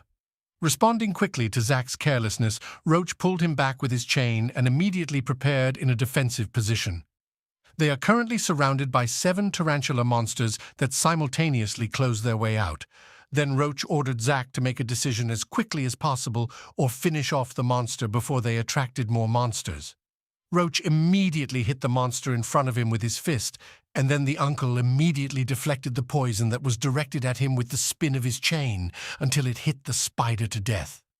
Zack, who saw that, was so amazed that he forgot the 3 monsters behind him, because he realized that, thanks to Roach's shout, Zack calmly released his energy and immediately made a quick shot that came from his shadow technique. Seeing this made Uncle Roach praise Zack's calmness for facing the tarantula of death for the first time. But the longer Zack was getting careless until he almost got cut by the tarantula. The praise immediately turned into advice for Zack not to unleash his extra abilities carelessly so as not to get too tired. Uncle said that the tarantula's shell was very hard, so Zack would be wasted if he didn't fight in a smart way. Not knowing what to do, he bluntly asked Uncle Roach. Instantly, Roach realized that Zack had never practiced his talent, and no one had ever taught him. Then Roach gave instructions that he better concentrate his power on one point to create maximum damage in an instant, and the monster's weak point lies in its stomach. Hearing the minimal direction from Uncle Roach, Zack finally understood and immediately tried it. After Zack released his power suddenly, an energy explosion emanated from Zack's direction, and he felt a sensation he had never felt, and his dark energy became lighter than before. Seeing Zack's progress made Uncle Roach have to be stunned, because he was confused about whether to call Zack a genius or an idiot. Although no one taught him to use his powers, with a little guidance, he was able to awaken his deepest abilities little by little. Then Roach made a statement that whether the people in Sparrow Country were all monsters. When he finished dealing with the 7 tarantula monsters that surrounded him earlier, they immediately ran away because the commotion would surely invite many other tarantulas. Then Uncle Roach directed his way as if he was familiar with this place. Answering the question while running, Uncle Roach told proudly that his activities over the years were to explore this cave many times, until shortly after they ran, they finally arrived at the portal to the 10th level that Uncle Roach had told him. But when Zack wanted to get down there, they were already greeted by the Queen of Death tarantula that was 5 times their size. But Uncle Roach felt that the monster was stronger than 10 years ago. Then Uncle Roach told Zack that the Spider Queen was completely different from the tarantula they had just encountered. The spider web was no longer a thick liquid that restricted movement, but was already as strong and sharp as steel wire. This monster can also release a very strong toxin that can cause hallucinations. The initial effect is only slow, but in the end, it will sink into the illusion created by the toxin and fall into madness. Then behind its large size, there is a dense poison bag whose poison presentation is stronger than ordinary poison. Then the most difficult thing to deal with from this monster is its 10 eyes that have 360-degree vision without blind spots, and nothing can escape its sight. The scars of its attacks that are caused even until now. Then Zack asked if this Spider Queen could not be defeated at all. Then Uncle Raz told the possibility if defeating it alone was impossible.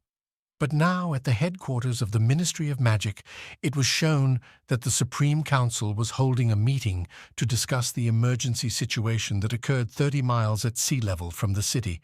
The group had attacked the executive of the Ministry of Magic with an artificial ancient monster that led to the entire army of the 3rd unit of the executive department. The report was directly delivered by Father F., who is the first child of the Scarlet family. Then the intelligence department also added that there is still an element of magic. There is also the leader of the whale kingdom. He believes that the monster is very similar to the meteor whale that has been sealed by his client.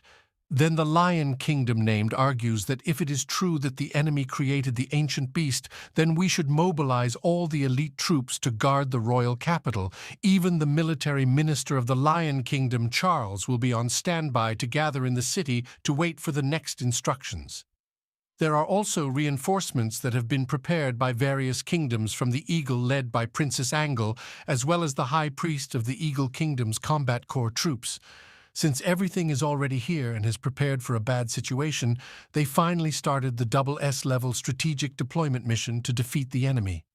The 3rd son of the Scarlet family, Rectangle Scarlet, tried to explain the mission this time, where he showed a map where there was a location where the first artificial monster appeared about 400 miles from the island. In addition, it is possible that the enemy also made copies of other monsters. Currently, they do not know their true intentions, but according to custom, their dragon descendants will definitely do something in the near future on the border of the Whale Kingdom. The Magic Machine Box is the most important fortress connected to the sea observation area, and it is the easiest place to target. Then Maru firmly said that no matter which of the 4 places would be attacked, he would not allow it.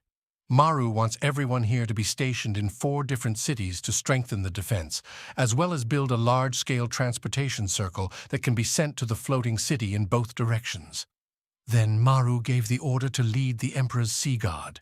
Return to the Whale Kingdom and distribute troops to the border waters to form the line, while Buxton and Charles will lead the troops to the Machine City because it seems that the place will be targeted.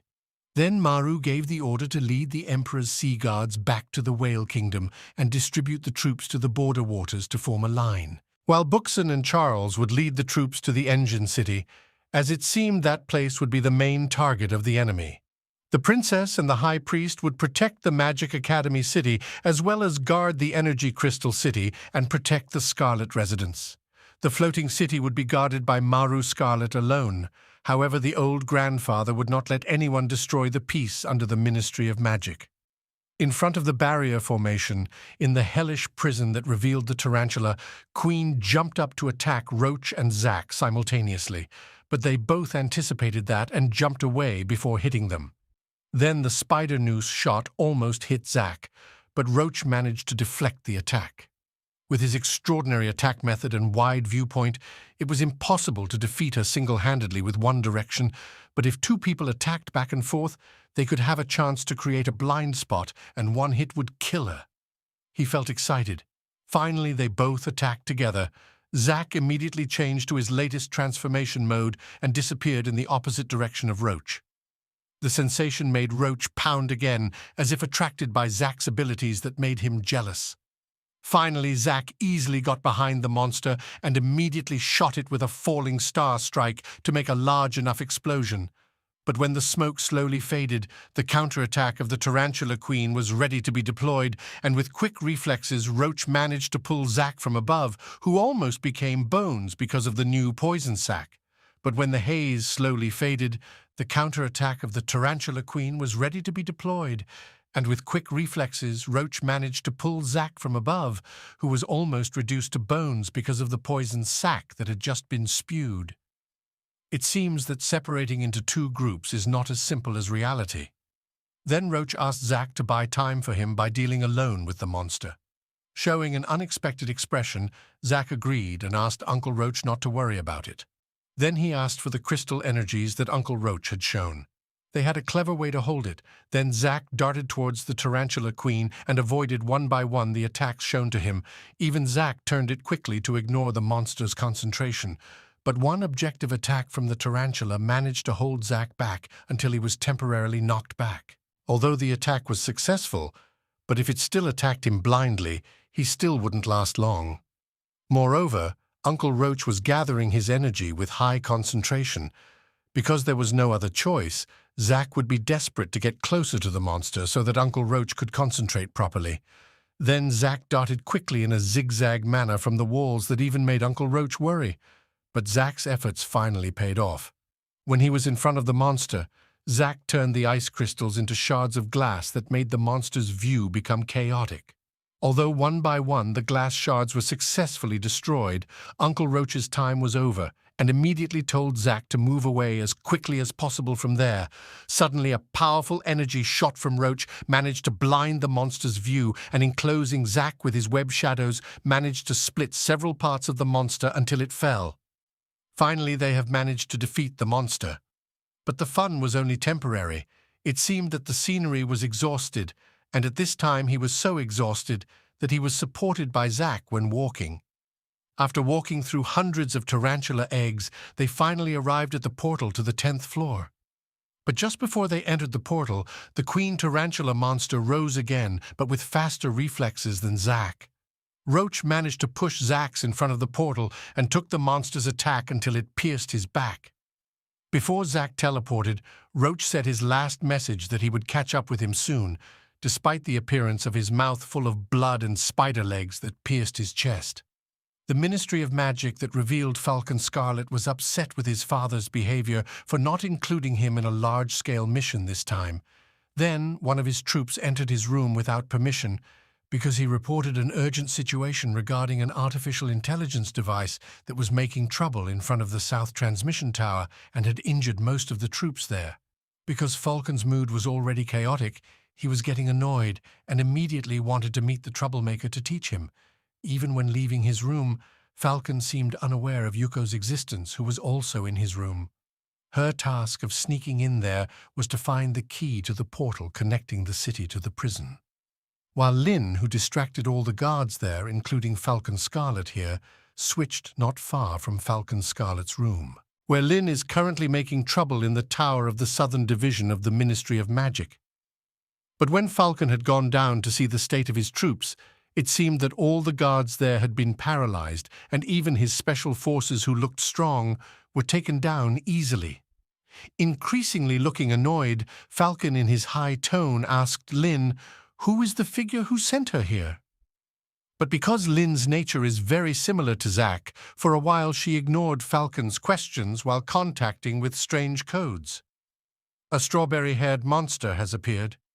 Please answer if you receive it, said Lin. Permission to open the tar portal is obtained. I will open it first while you find a way to escape from there. Give me 10 minutes to solve the problem here. Report over. Because the mission had missed the plan, Lin could not help but hold Falcon for 10 minutes while observing his strength, which turned out to be unknown. But just before Lin's overall analysis was completed, Falcon, with his anger, immediately drew his sword, and a golden aura suddenly emanated from his body. Zack, who had reached the 10th floor, saw the silhouettes of animals talking about him, and he immediately screamed when he woke up and panicked by himself. But after a few seconds, Zack remembered Uncle Roach and started worrying about him. Then Zack was surprised by the silhouettes he first saw, which turned out to be 4 strange animals that could talk. Not accepting Zack's words, a dog then replied that Zack was also not like normal humans in general, but finally they fought to determine who was normal. But when a soft voice called the names of the animals, his quarrel with Zack seemed to disappear, and when Zack turned his head towards the source of the voice, an elf figure appeared.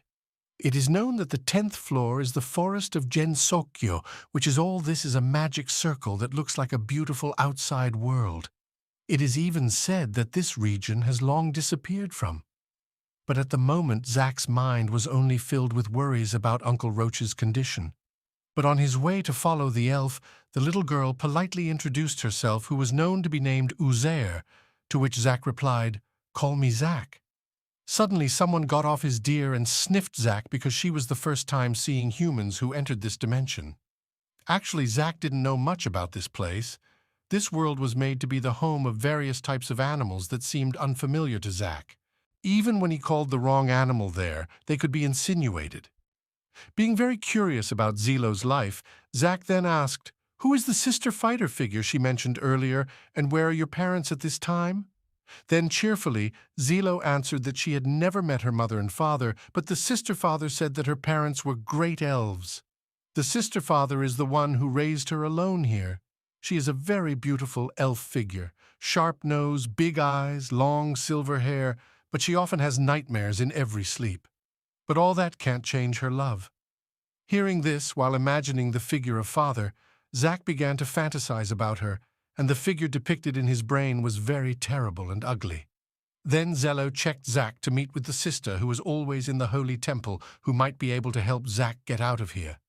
While walking towards the guild, he asked Zack, "Is she also a talent like him who has powers?" Then Zack proudly showed his element, which made Zello look happy. But in the temple, it appeared that the figure of the sister father who was sleeping there suddenly woke up and detected an intruder was there. After that, the weather there turned into a storm and heavy rain, which made them immediately run towards the holy temple to see the sister who might have a nightmare. But after finishing there, she was then trapped by a magic barrier that dragged her into the temple. But when Zack ran to try to reach her, a strong magic circle immediately bound him. Even the magic could not be released with the power of dark energy he had.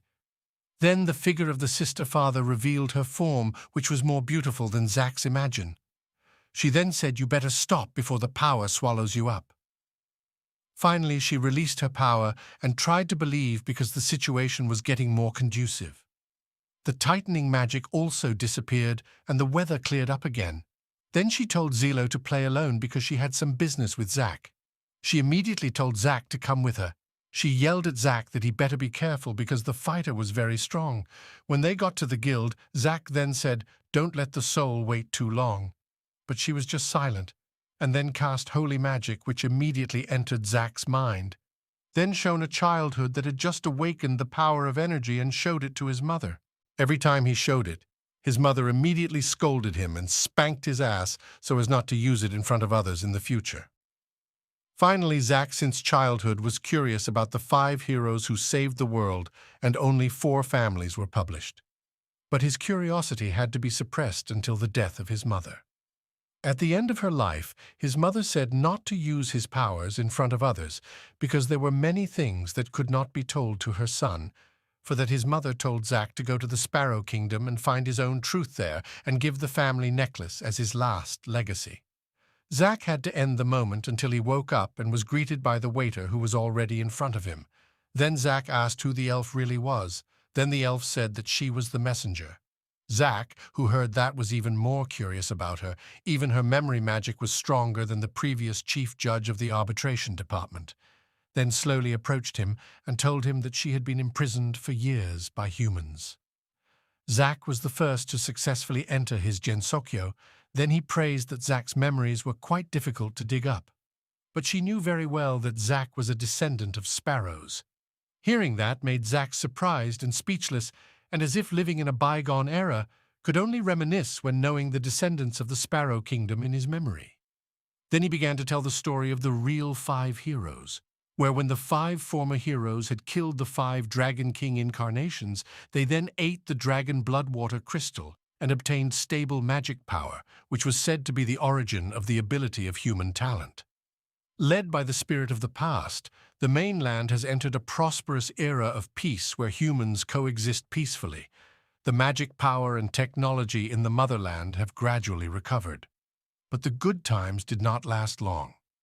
In the 6th generation, under the leadership of the 5 great families, a demonized phenomenon gradually emerged among the talented people. It turns out that in addition to the powerful magic energy, the dragon blood crystal also has the curse of the black dragon, so the Sparrow Kingdom wants to make this issue heard in all corners of the world and establish a management mechanism that restricts the ability of talented people.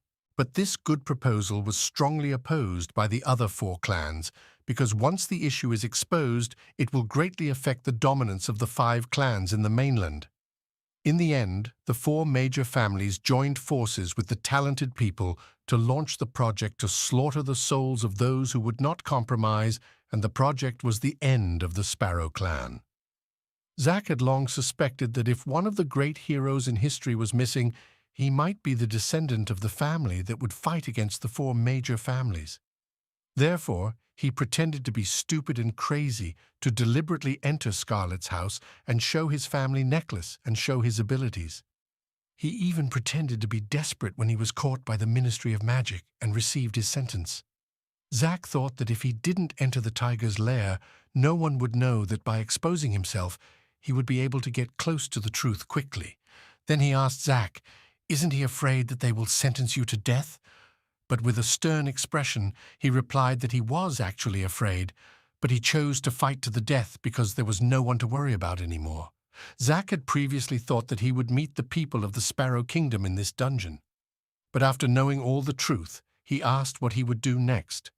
With a fearless expression, Zack replied that he would take revenge. He heard that smiling because his thinking had been right. The descendants of the sparrows were smart, adventurous people and good at disguise. Maybe Zack was a person worth trusting. Suddenly he kissed Zack, and then the magic light overflowed along with the kiss. At the Southern Division's Ministry of Magic, the teleportation tower there was showing Falcon and Lin, who were about to fight. Lin, who was still observing Falcon's mana increase, suddenly did not expect that the man was already in front of him, and quickly slashed at Lin, who was transfixed, but fortunately Lin's defenses managed to activate before the incision touched him. From the results of the analysis, Falcon's combat level is very dangerous, and Lin must be aware of his agile movements. Then Lin tried to shoot Falcon with his shoot of destruction, but it still looked slow, so the attack Falcon blocked. It is known that Falcon has a critical fashion ability where as long as the target is still in his sight, he can see through the next move the target will make. Even though he didn't believe Falcon's words, Lin was suddenly surprised by Falcon's fast movement. Fortunately, Lin was once again able to survive the onslaught, but the moment did not last long, because Lin's cell was slowly destroyed, and finally the attacks from both sides clashed, which caused a large-scale explosion. When the smoke slowly dissipated, it showed Lin almost helpless, and his cell core had been destroyed. Then Falcon recognized that Lin was completely beyond his expectation that could even hurt his face. With the right initiative decision between attack and defense, then Falcon approached Lin and gave him a chance. No matter who was behind him, he wanted to make Lin his own. He heard that Lin immediately fired a laser beam that made Falcon step back from him. Feeling his chance was flatly rejected by Lin, Falcon immediately ran to end his fight with Lin. But when Falcon's analysis reached absolute victory, Lin finally released the magic key that had held his strength all this time, and instantly a powerful energy burst emanated from Falcon until he delayed his attacks. The transformation was active, and Lin looked more purple. With excessive emotion, Falcon finally attacked Lin recklessly, causing his sword to be taken and destroyed easily by Lin, and in closing, Lin issued a large enough attack and delivered it to Falcon until the connecting bridge was destroyed by a hole. As a farewell, Lin said that he now had a master. Everything in Lin already belonged to Master Zack alone.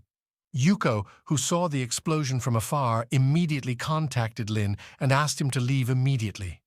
She didn't expect that the best fighter of the Scarlet family was defeated, and now she has more on her mind because she has been involved in a big problem. Yuko immediately told Lin that the portal in front of her was currently leading to the nearest port on the prison island, and if she passed through the portal, Yuko told Lin to be careful in the future.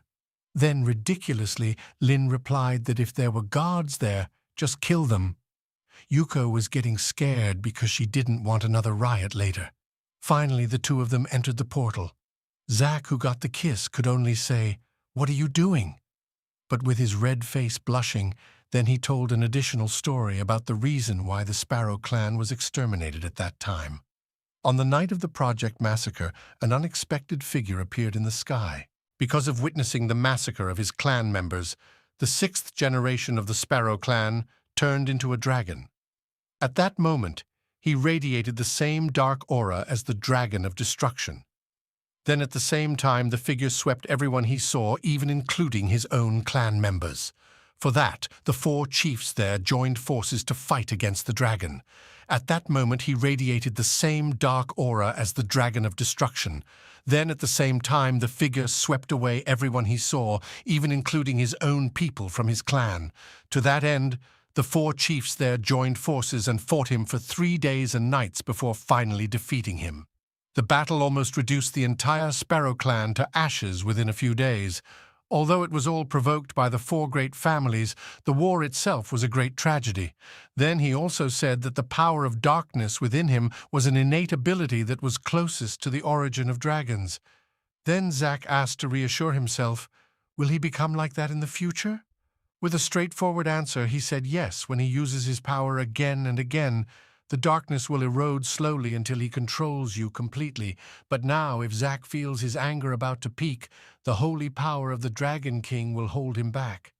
Since ancient times, the elves have been inherited from the bloodline as a bridge between dragons and humans. Their task is to convey the wishes of the sacred dragon and cultivate the entire continent in peace.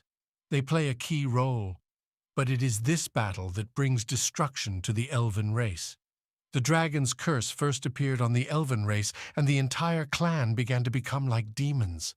At the most critical moment, her ancestor Queen Elvina sacrificed herself and released her light power to save her descendants, the holder of the holy power, so that it can survive until now, but she has given the rest of her power.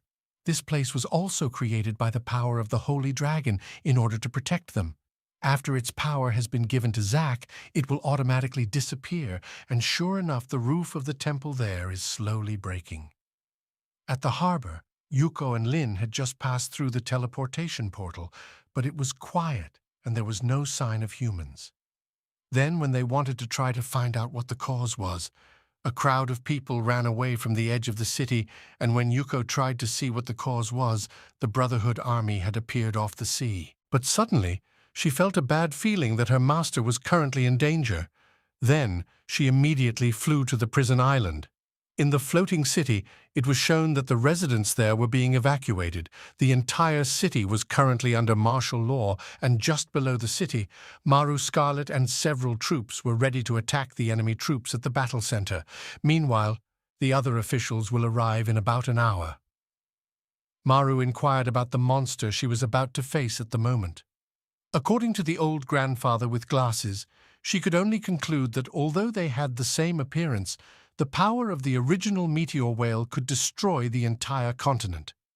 Its power is only controlled by the element of chaos, plus one of the 4 evil stars. The descendant of the dragon is on it, and he looks very small. Then, with a firm direction, Maru ordered her troops to destroy the enemy mercilessly, and after that order her troops jumped from above and flocked to attack the rebel. The Imperial Guards and the Department of Magic troops also moved to flank from the backside, and the arbitration team provided magic support from a distance. Finally, the bloodshed at sea was inevitable, and many troops of both sides there had died. Even the whale monster's attack could destroy a quarter of the surrounding sea warriors. The purpose of being here was not to participate in the battle, but there was something hidden behind this battle. Therefore, Pope number 3 was ordered to go at full speed to quickly reach the destination. On the 10th floor of the dungeon, Fade is imprisoned. She even looks like her body has been filled with curses that spread all over her body. Back to the battle between the Ministry of Magic and the enemy forces on the high seas. Until now, the officials there still haven't intervened. But when the whale monster began to show rapid movement, the elite soldiers were sent down to stop the monster. Even though they tried to stop the monster with Zero's combo skill, the monster was unstoppable, and with Set Timer's command, the monster released strong energy that made the Ministry of Magic officials mistaken and forced them to make protection magic around the city. But it turns out that the Timer's destination is the prison island. Finally, Maru remembered that there was still one of the whale monsters around the city, but it turned out that the Timer's destination was the prison island. Finally, Maru remembered that there was still one of the 4 stars who had been imprisoned on the 9th floor, and that figure was Roach, who casually listened to the commotion from outside while eating meat. In the 10th floor dungeon of the elves who were eroded by the dragon's curse, where he had been imprisoned in the 10th floor dungeon, and he didn't know it had been several years. His only goal was to survive, but that wasn't a long-term solution. So he used the years to pass through the magic circle from the 9th floor to here. He hoped that one day there would be someone who was destined to meet him, and that person was Zack. Every time he was plagued by the Black Dragon's curse, he would have nightmares, and he was afraid that he would lose control and hurt Zelo, who was the last blood of the elves. But now her task was complete, and she handed over her last task to Zack to protect her descendants. The task was in exchange for giving Zack the power of light. With a stern expression, Zack accepted the task. Because there was little time left, she immediately made a portal to get Zack out of this prison, before his body became a demon. But before trying to help him, she had already activated her magic, and as a final farewell, the beautiful elf smiled at Zack with tears on her cheeks and an apology in her heart for wanting to hug him since many years ago. It can be seen that the troops of the Ministry of Magic are very cornered. In order not to cause many casualties, this one grandfather will step in to confront the whale monster while taking off half of his clothes, which shows a muscular body. With his water magic, the bespectacled grandfather can confidently fight the monster because if the fight is in the sea, he is the king. After jumping and falling in the water, a vortex around him suddenly turned into dozens of dragon heads and without hesitation attacked the whale monster. Responding to the old grandfather's attack, the enemy inevitably revealed his identity. With one slash, the attack was successfully destroyed. It is known that the figure is named Lillian, one of the demons. As if she was familiar with the Lord who was the chief arbiter during his tenure, then asked Lillian, why did she dare to attack the Ministry of Magic with such little preparation? With a charming pose, Lillian only revealed that her mission was not to oppose the Ministry of Magic, but her duty was only to hold them here to carry out her mission. Lillian left from here, while she would hold back alone. Lillian admits that when the elf was young, he was invincible. But now his golden age has passed and she is ready to challenge him again. Then the clash between the two ensued, and the whale monster remained in his mission to call Roach in prison. Maru, who realized this, immediately chased the monster and would not let Roach see the sun again. But when the monster was speeding on the seabed quickly, he accidentally met Zack, who had just teleported out of prison. Unexpectedly, the whale bounced up, making everyone there silent in surprise. Zack finally appeared on the surface of the sea with his second type of transformation.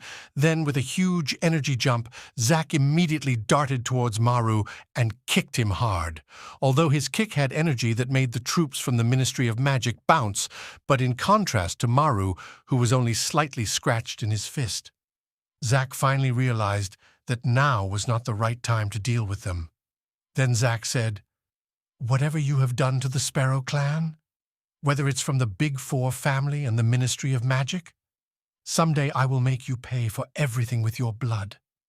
With a heavy sigh, Maru will regret having been gentle with Lilith, and for this time he will really kill her with his signature wind magic technique. Maru then slammed the energy ball at Zack's, but with Absolute King's shield, the attack did not manage to scratch a single hair of his master. Lin turned out to have arrived before Scarlet's attack was thrown. Then Lin confidently invited Zack to fight the grandfather, but Zack refused the invitation and preferred to run away from here first. He obeyed his master's orders. Lin immediately darted to bring Zack away from the battlefield. But when Maru wanted to chase him, he was first distracted by the monster whale that hit the side of the prison until it was destroyed.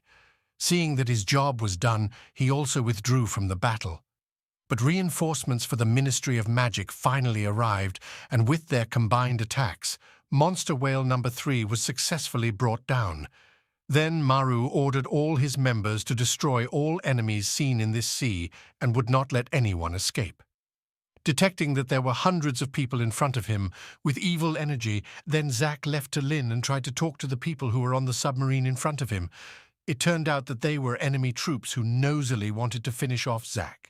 But when the two people wanted to attack him, Lillian stopped them and allowed Zack to escape this time, even though meeting with one of the Sparrow clans was a rare thing.